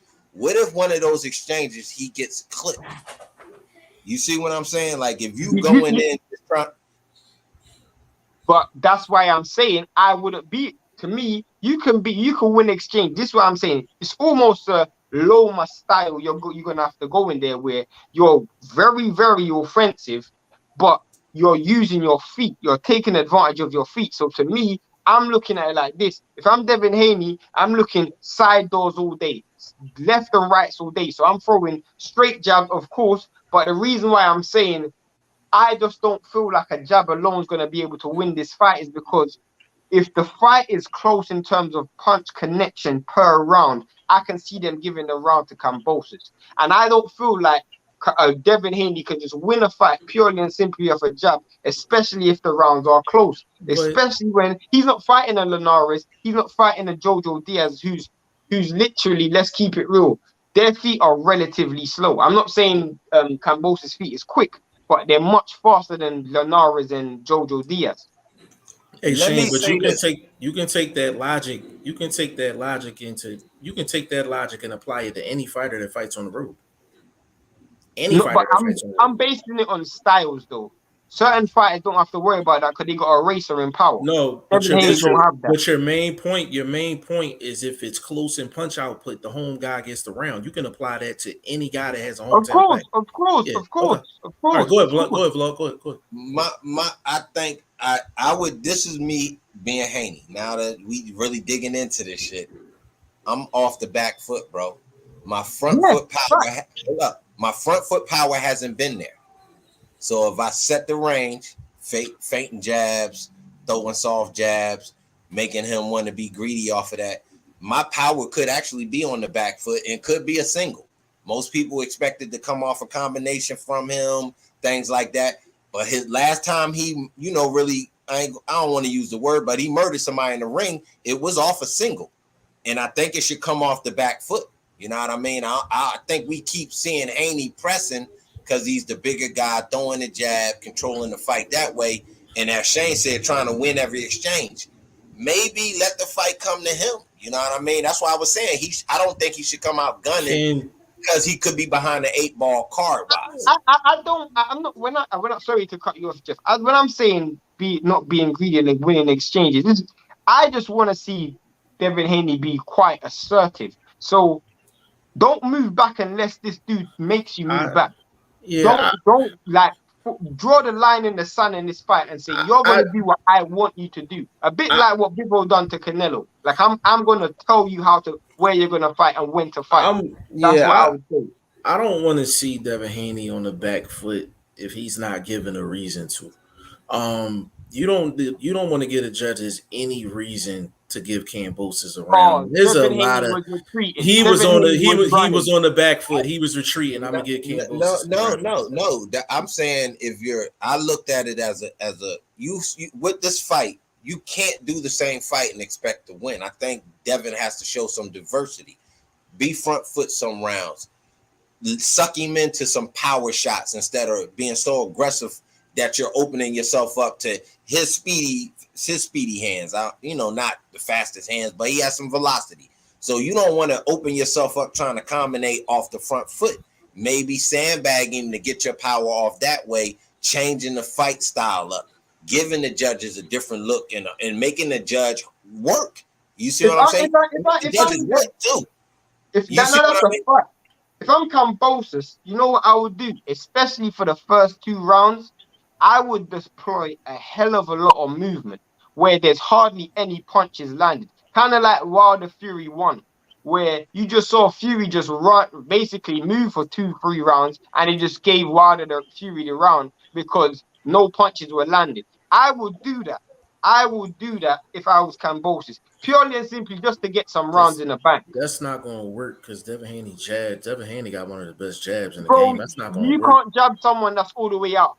I will be all the way out. But bro, he's all the way out. He's not going to win a round that way, bro. He's the bigger fighter because Haney's the bigger fighter. He's the longer fighter, and he got one of the best jabs in the game. Jeff, we just saw the judges give Canelo the first 4 rounds. We know he got blasted in round 1 and 2.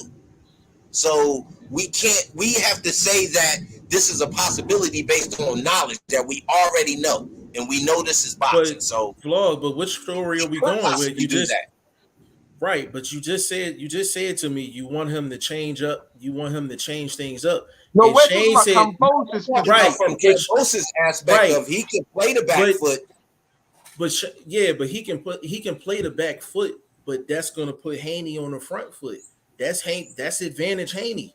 No, but let me ask you a question. How much times, and I know he's got a great jab.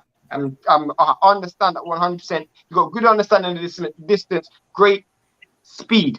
But what I'm saying is turn off the output completely in the entire fight. Turn off the output. I mean, bro, literally Tony Harrison, Jamel Charlo, bro. Turn off the output. Shane, no movement, no punching, no nothing. Shane, you know I'm big on this.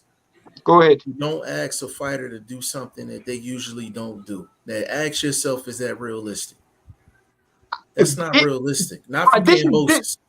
This is the transfer. I mean, bro, how is this? And you know I'm right too, because you holding your smiling. You're right, bro. You're 100% right. You're 100% right, because I've never seen him do this before. Right, but if I'm keeping it real, that shouldn't be a hard skill to do, bro. To run for 1 round or to run for 2 rounds, bro. He hasn't done it. So I'm gonna meet y'all halfway. I got one thing for Haney that's going to win him this fight. And if he does this, it's going to look real similar to a fight that we just seen recently. When he draws that line in the sand, he needs to pick different ways to handle Kambosos when he meets him at that line. Vlog, watch this. We just seen that with Charlo and Castano. We was on the show. We was on live. We watched it. Early part of the fight, Vlog. What did Charlo do? He came in. He was a little wild. All right, let me grab him. Let's reset. Let me make him reset. Then later on in the fight, he said, you know what? I'm going to meet this motherfucker halfway, and I'm going to throw hands with him. Then after that, then he started countering. He literally just put the high guard up every He put the high guard up, and he just started counterpunching. Charlo chose about 4 to 5 different ways to combat Castano when he got to that line. That's all I need Haney to do. If Haney is that good, and I'm talking skill wise, if he's that good, he should be able to do what Charlo did to Castano, and this fight should look a lot like that one. That's the same thing I said by switching it up and looking for your power from a different way. Like you said, set the line, right? Okay, I can set the line with my jab. let you think you can cross the line because the jab either soft or was a faint jab. Then I can actually reserve my power to counter any of that sort of Manny Pacquiao-ish sort of inside combination that he throws, because this guy doesn't throw hooks and things like that. He kind of gets at you and throws like that. See, he wants to try to open you up for the hook at the end or something. He comes straight in throwing like the 1-2 straights, something towards the body. So I'm a sandbag him in.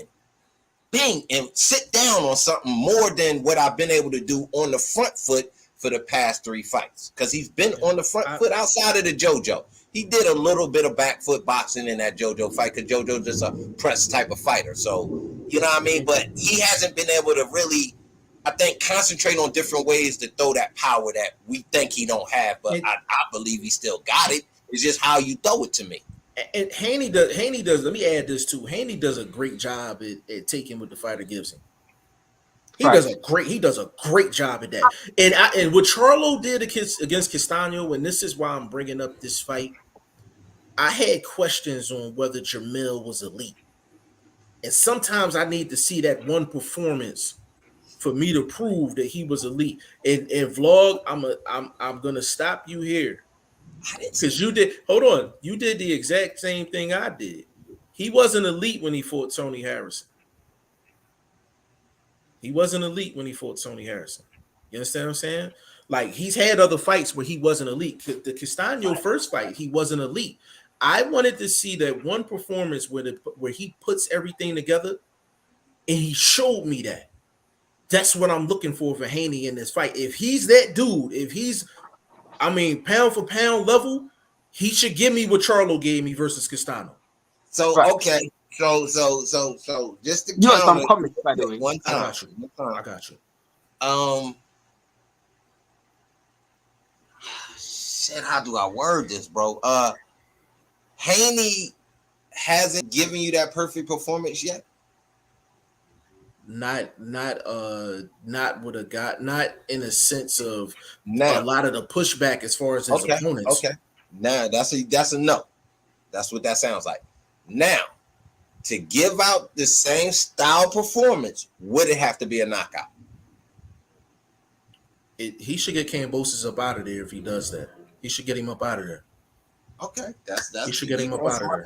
You answered my question. Yeah, you got some. I had Mel on my pound for pound way before unification. So I got a question. I got a question for both of you, but I want you to get to the comments first. Let me run through them. Michael, he says, sorry, what I meant was how many fighters don't own the rights to their own fights, because I believe there's a few that do, and they're on PBC. It's what you negotiate. You are what you negotiate. If you're thinking like, you got to think, a young fighter that's 19, 20 years old, they're not thinking about rights for their fights after they're done. They think about money up front. I'm broke. Exactly. He said, Haney, don't abandon the jab. Look for the counter after the jab and stay busy. That's typical Devin. YSM, big shout out to you, bro. He said, watching him versus Mickey Bay and Lee Selby leads me to believe Kambosos gets outboxed. I think he struggles to counter Devin's jab. I will say this, and this falls in line similar to what Shane was saying and what Vlog was saying. I think with Devin Haney's jab, his jab is going to be consistent. I think at some point, Kambosos is going to get greedy and going to try to walk up in the front door without paying that admission fee. And it's up to Haney to make him pay that admission fee. It's really up to him to make him pay that admission in different ways, different prices. Sometimes he's going to hit him with a check hook. Sometimes if he gets too close and he likes to lean on angles, that short uppercut on the inside, that's going to be there for him. That sharp shot to the body is going to be there for him. He has to switch up how he makes him pay. He can't make him pay the same way every single time. Does anybody see the fight getting stopped based on facial resistance? I'm gonna get to something in a second. I want to talk about very good at the TO fight, and we know about very accurate. I want to talk about stoppages. I want to talk about stoppages in a second. So I literally keep that in mind. Let me something in there. I segue. Jeff, run through. I'm gonna run through. I got something to bring up. I got to ask both questions. That's why. Anwar Willis, he says salute to you, family. Burt Wood, Killer Cam versus Haney. Who will body shot the most? That's a good question. You know what? That's a good question. That's a good question, and I'm gonna answer it with this. If Haney's on his game, Vlog, correct me if I'm wrong. You should see a lot of stab jabs and a lot of stab shots to the body, not a lot of hook digging joints because Kambosos moves around quite a bit. He keeps his head on the line, but he moves around quite a bit. You should see a lot of stab jabs and stuff. So depending on what kind of body shots you're talking about, Bert, would like joints where you sit down and where in the ring.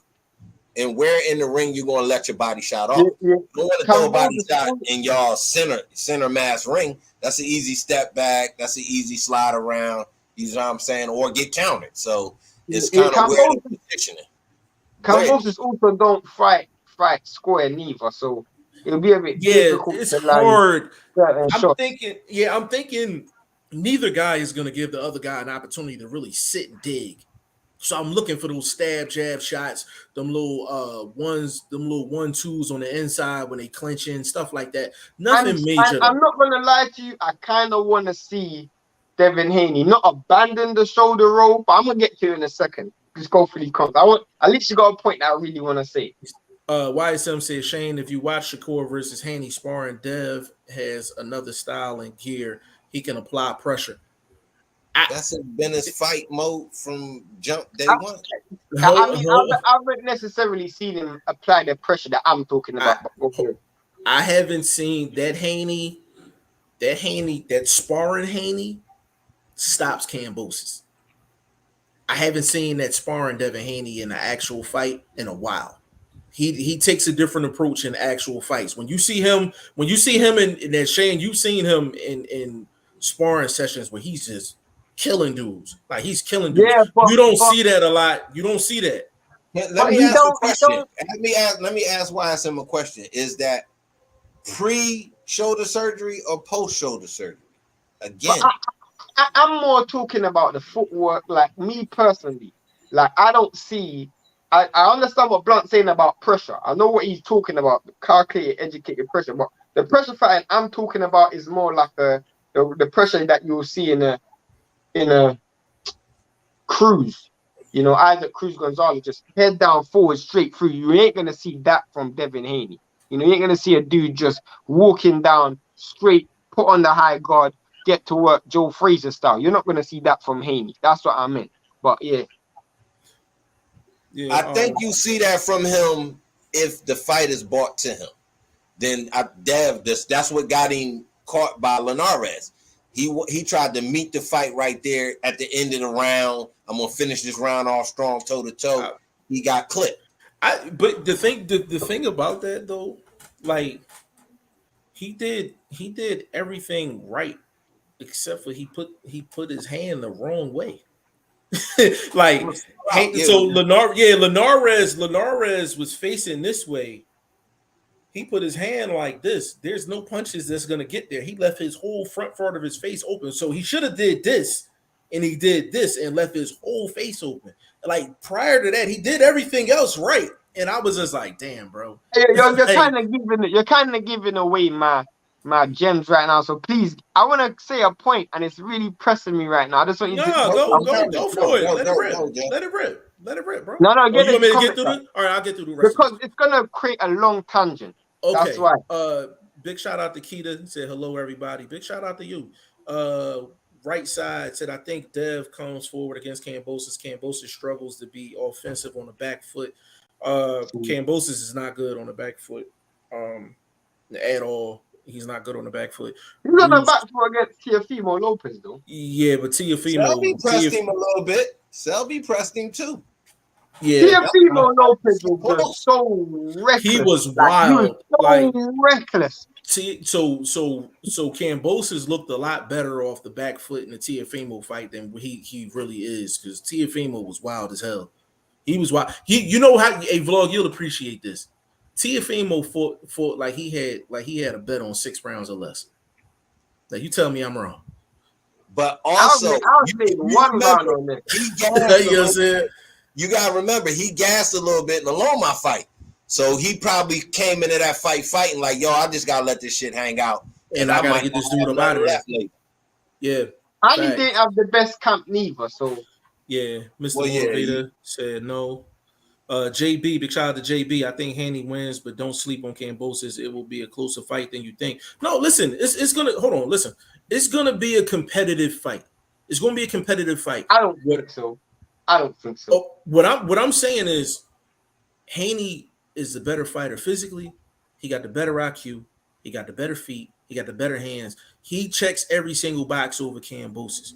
At the end of the day, if Devin Haney is pound for pound level, he should handle this dude like Charlo did Castano. It's really this is what I was going to talk about. Go ahead. I'm saying one thing about Kambosos is, and I know one thing he does real well, and you both brought it up, is the fact that he doesn't throw hooks. He throws straight shots. A lot of his shots, as Blunt was saying, is straight down the pipe, straight. And he doesn't throw alternative hands neither, which means that, Jeff, if you know when fighters, they use a Philly shot, they go, they do that because they go in right hand, left hand, right hand, left hand, right hand, left hand. One thing Kambosos does real well is he don't throw the same hand at the same. He won't throw left, right. He's not doing that. He will throw left, right. You see my point? Exactly. So to me, if I'm Devin Haney, especially when I'm in the pocket, I'm not just trying to let the dude tee off on me and rely on my shoulder roll. That's why I'm agreeing with Jeff. You brought up a point of what Jamel Charlo done real well. In the first Castano fight, he stood in the pocket and relied on his defense and his catching skills. In the second fight, early in the fight, he tied him up. Devin Haney can't just rely on it, even though he's got superior defense. He can't let the 3, 4, 5 shots go off and him just go like that. You can't do that.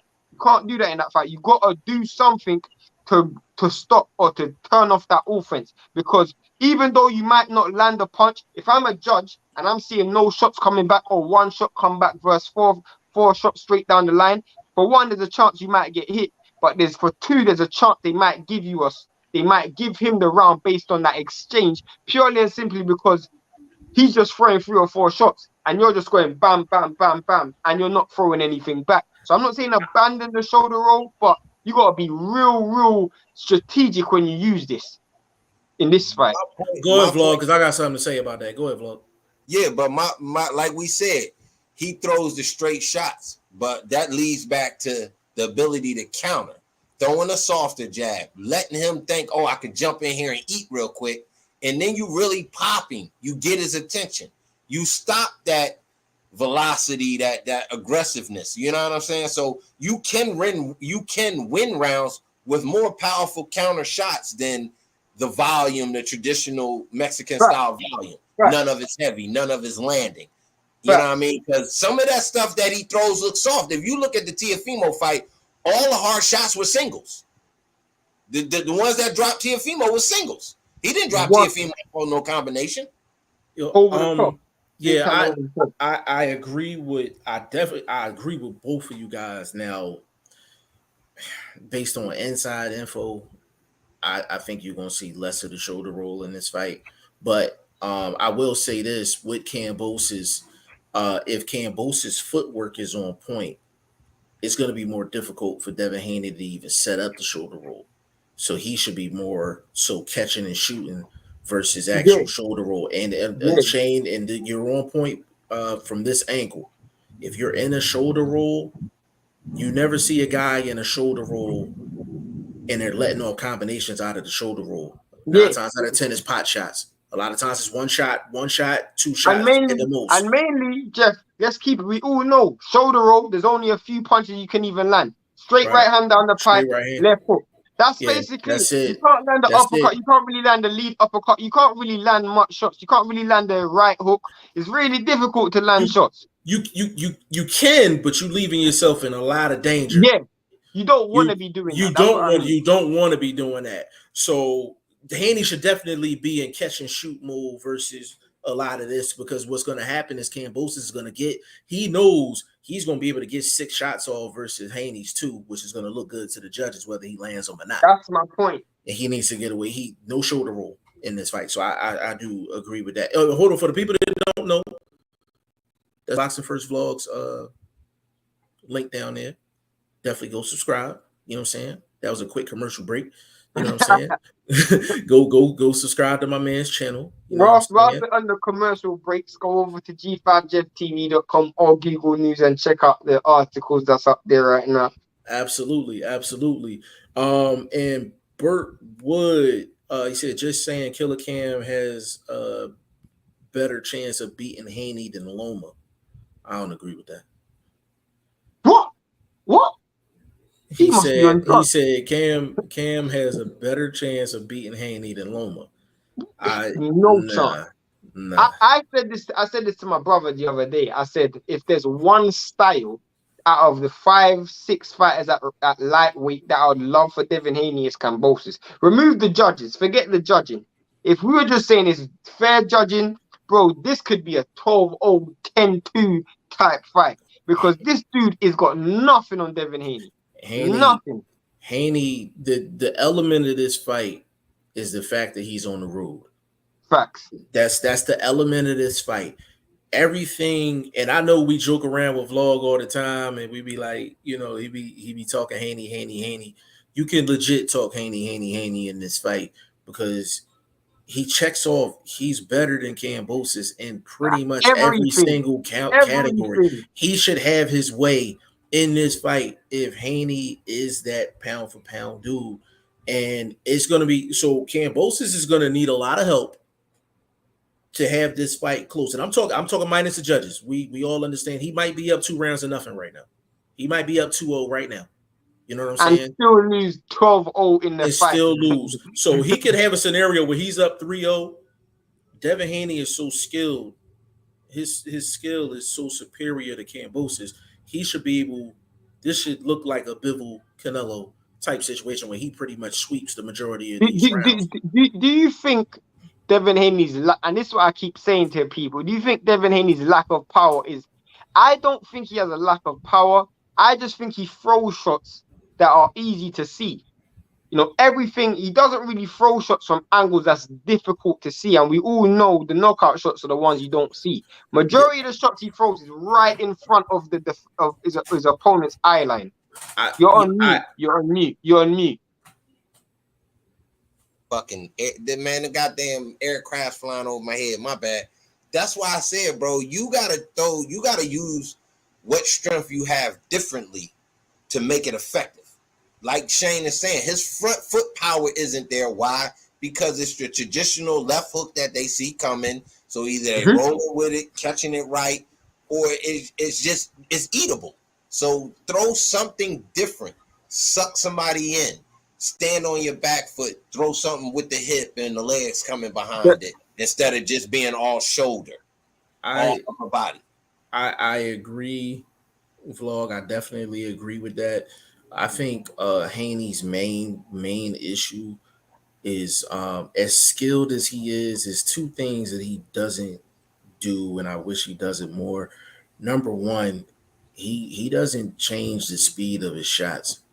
He don't throw you that curveball and then throw you the fastball. A lot of his stuff is fastball. A lot of his shots had the same velocity, same trajectory, but he's so technically sound that he gets away with it. He gets away with it. Like, he literally gets away with it. I get to a point. Only, you know what I mean? He literally gets away with it. Takes a little something off would be the jab.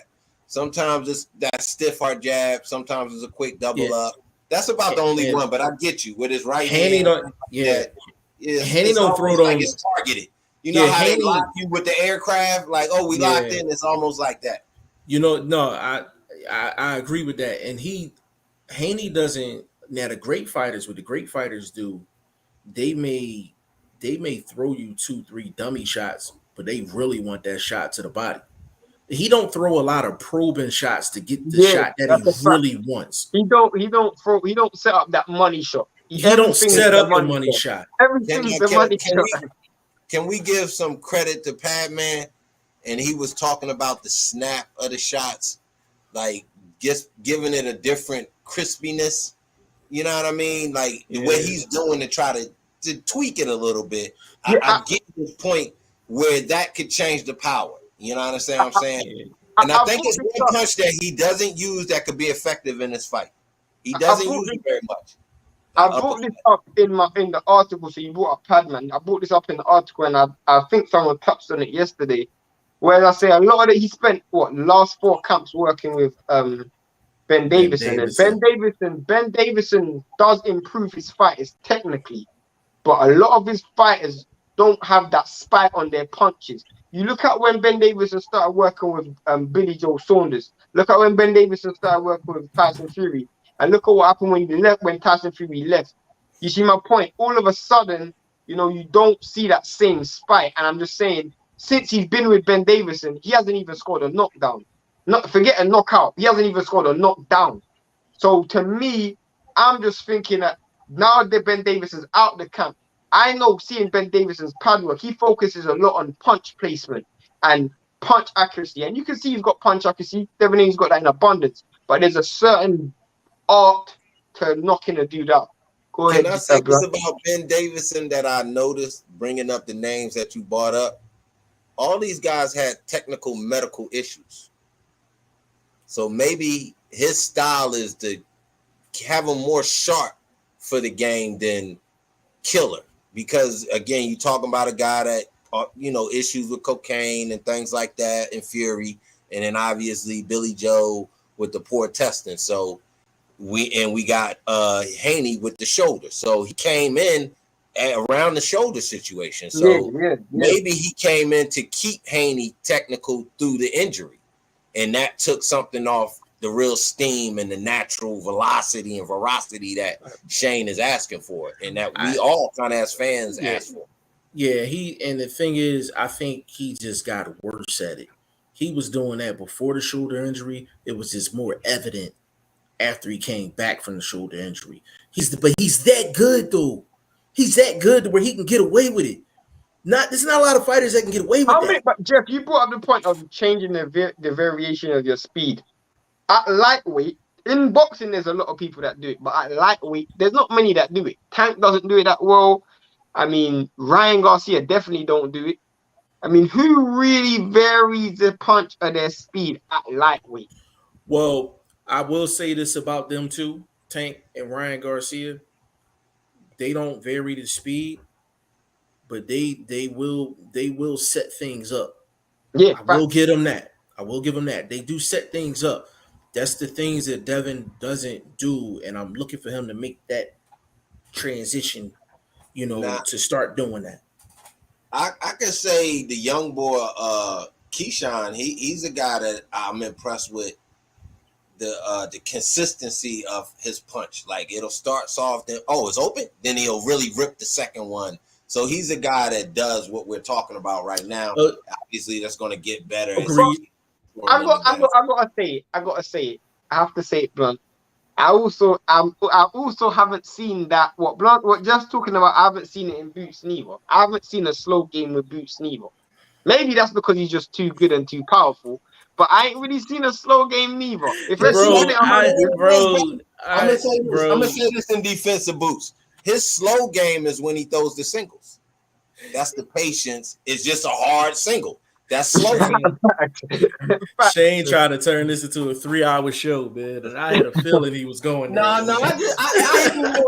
hit him real quick on the defense. I just done that out of fun. I feel you.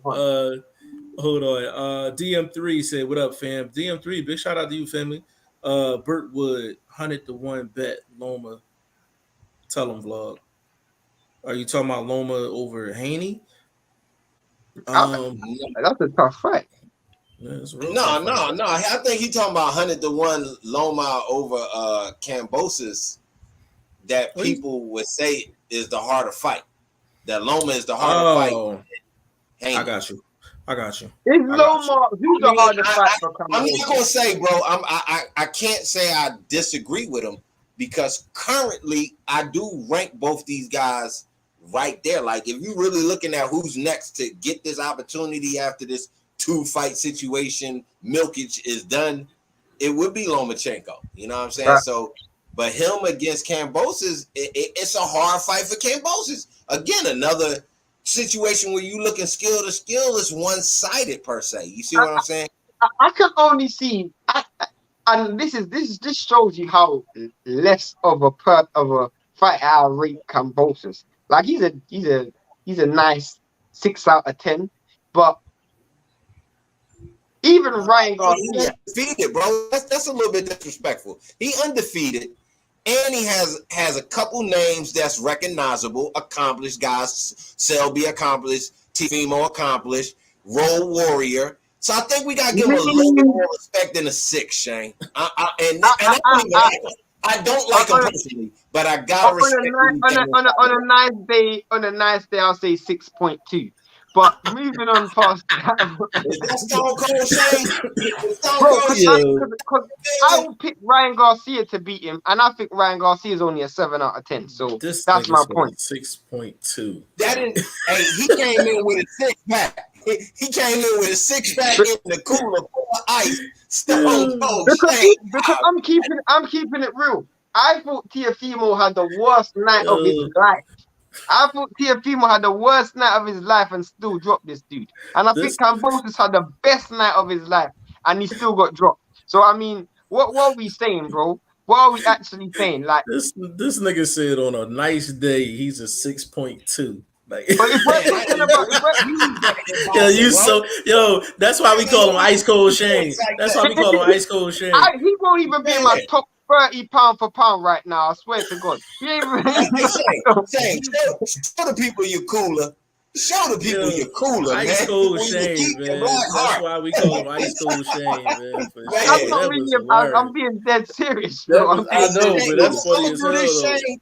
I want to lean your way because I don't like this dude. I don't like his media unsavviness. He's unsavvy media-wise, so I don't like that. But at the same time, I can't equate the two and say, well, boxing-wise, it isn't respectable. It's got to be more respectable than a 6.2 Stone Cold. Well, I would say Devin Haney. I'll say Devin Haney is an 8 out of 10. I won't say Kambosos is one level lower than Devin Haney. Devin Haney's a 9 out of 10. Nah, bro. I'm sorry. He ain't 9 out of 10 to me. Power in the recent fights. Devin Haney don't seem a 9 out of 10 to me. Pound for pound. For you to be a 9 out of 10 pound for pound, you have to be top 5 pound for pound for me. This nigga new name is Stone Cold Shane Austin and shit. That's his new name. Stone Cold Shane Austin, man, in the building. I gotta get a sound bite where I get Stone Cold music and shit, so I can play that shit during the lives. Yo, this Shane O'Mac, he out here in these boxing streets. Shane O'Mac got his pimp hand out, man. Let me get through these last few fellas. Burt Wood, G5, Donaire, how can he beat Inui?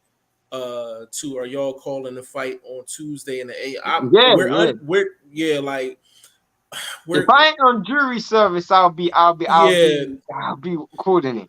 To be honest with you, Burt Wood, he needs help from Inui. Inui needs to have an off night. And no, I don't think so. I don't think so. I think you know why? Because Inui gets greedy and Donaire does have punch power. Yeah, but the thing is, though, Donaire ain't no spring chicken either. You know what I'm saying? I mean, you almost knocked Inui out last time. He's real young in these last couple fights, bro. Yeah, listen, he's gonna need help because if Inui's on his game, he's losing. He needs help. I'm gonna do it to you like this. I think Inui uses too much movement. That movement is going. I actually like the movement. No, what I'm saying is that's going to keep him with the edge in the fight. That okay, I see what you're saying. Is automatically. But people were saying that about Obali, though. People were saying that about Obali, and Obali got ice cold.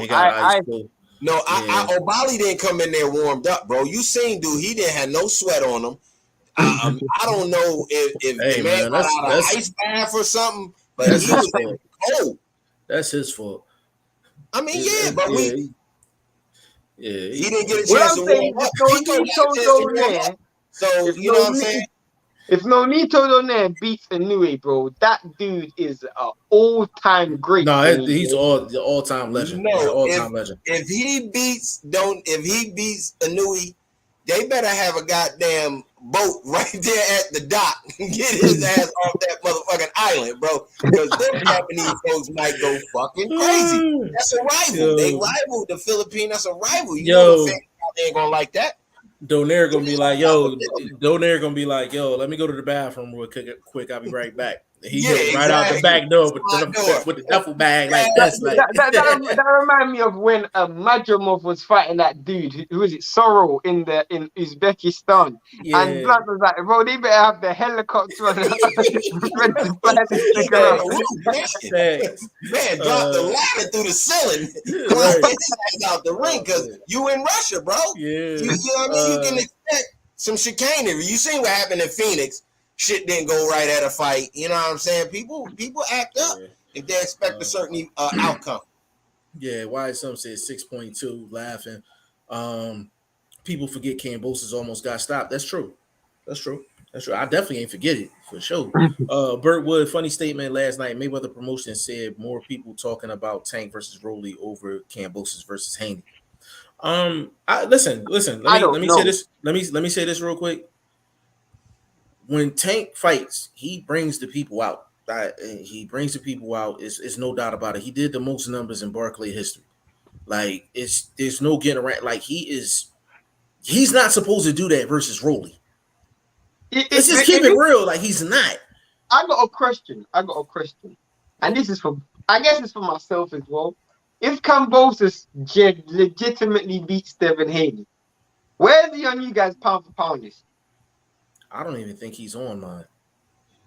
After beating Haney and people open. Still not on mine. Number one. Hold up, Jeff. Don't we say accolades is a big key to pound for pound, what you've accomplished? I agree. So is the very first undisputed not a major accolade? It is, but my boxing eye tells me he's not pound for pound, and I can't get past that. Bro, I agree with everything you're saying, bro. He wouldn't be at like 6 or 7. We're like nowhere in that range. No, and you know the thing that's funny, Shane. Shane asked this question, and he's gonna call me off camera and be like, "Yo, he's still not on my pound for pound list." No, because he still think he's trash. No, but the truth is, bro,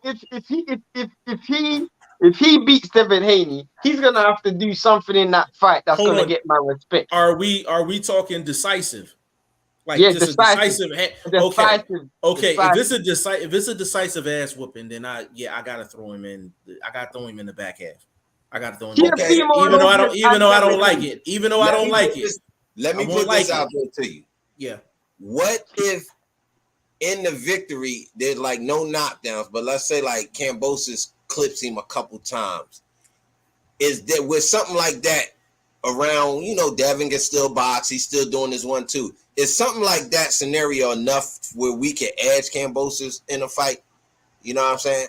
Like, because in the Charlo first fight with Castano, nobody gave credit to the way he knocking him around the ring compared to the volume that Castano seemed to have been putting out. So I'm trying to say, would that work differently for Kambosos being at home? That's a good question because because people think so let's just say a guy hurts a guy 3 times in a fight. He hurts him twice in the same round and hurts him again in another round. It's still a 12-round fight. Like people think like, oh, he hurt him 3 times, he won the whole fight. Like it don't play out like that. Like it don't play out like that. Like it's judged round by round. So I do understand what you're saying, Vlog. That's a good question. I don't know. Like that's a good question. I really don't know. I think that was the longest yawn I ever seen in my life on camera.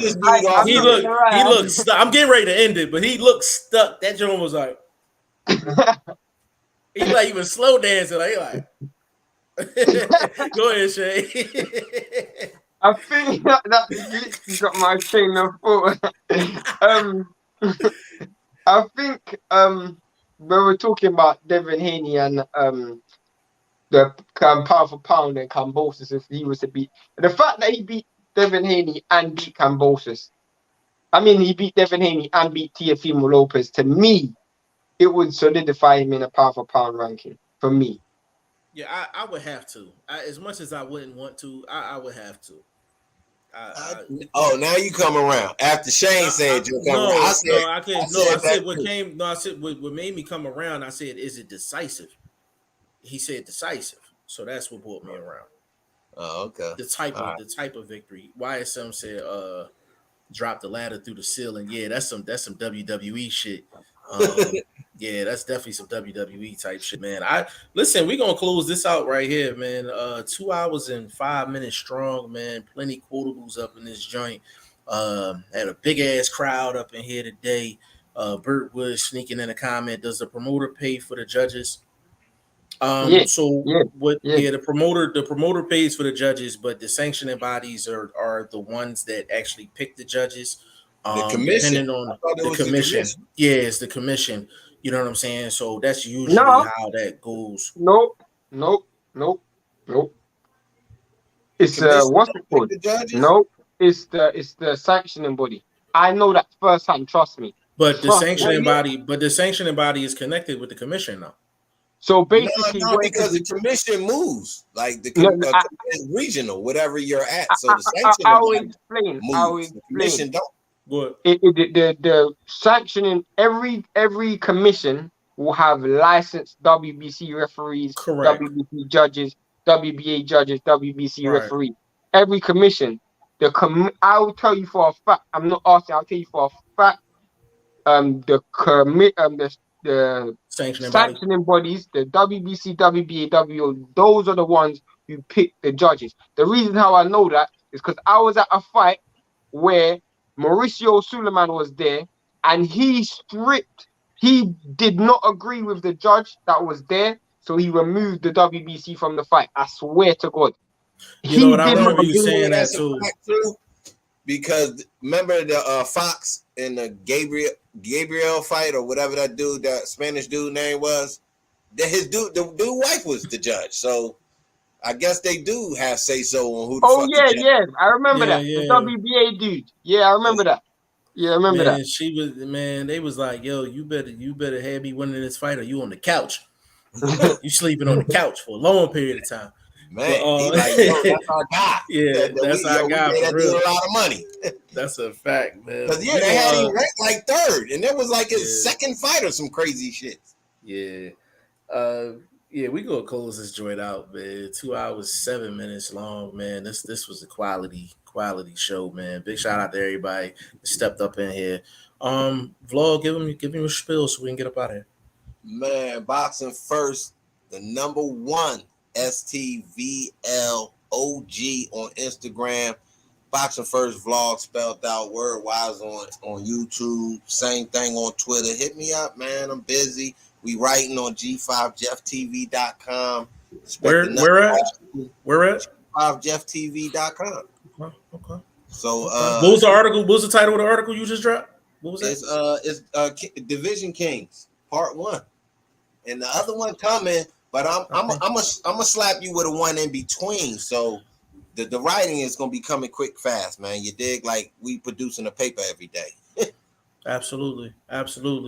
Shane, give him your social media, good brother. I'm Shane, the number one. Right now I'm spent. So yeah. Exclusively on Instagram and exclusively spent. I'm all over the place, man. Facebook, Instagram, Twitter.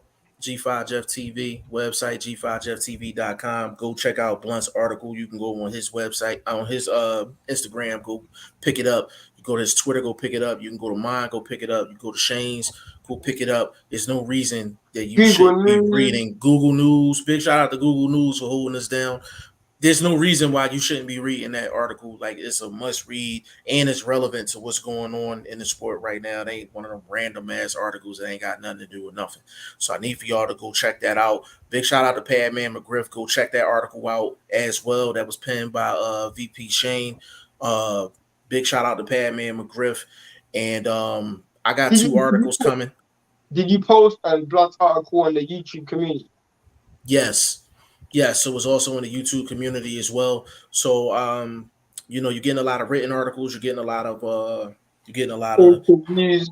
just yeah, you're getting a little bit of everything. But again, big shout out to Tay Jones, showing love. Big shout out to him. Big shout out to Drew Titan for showing love as well, man. We really appreciate it, man. We will be back tomorrow. We're gonna get into final predictions. Unfortunately, we couldn't get the videos and stuff. It's just literally not a lot of videos of these two guys fights, and it's not on the premier channel. That's going to get us flagged immediately. I need one of them subpar channels to actually host the full fight so we can watch it.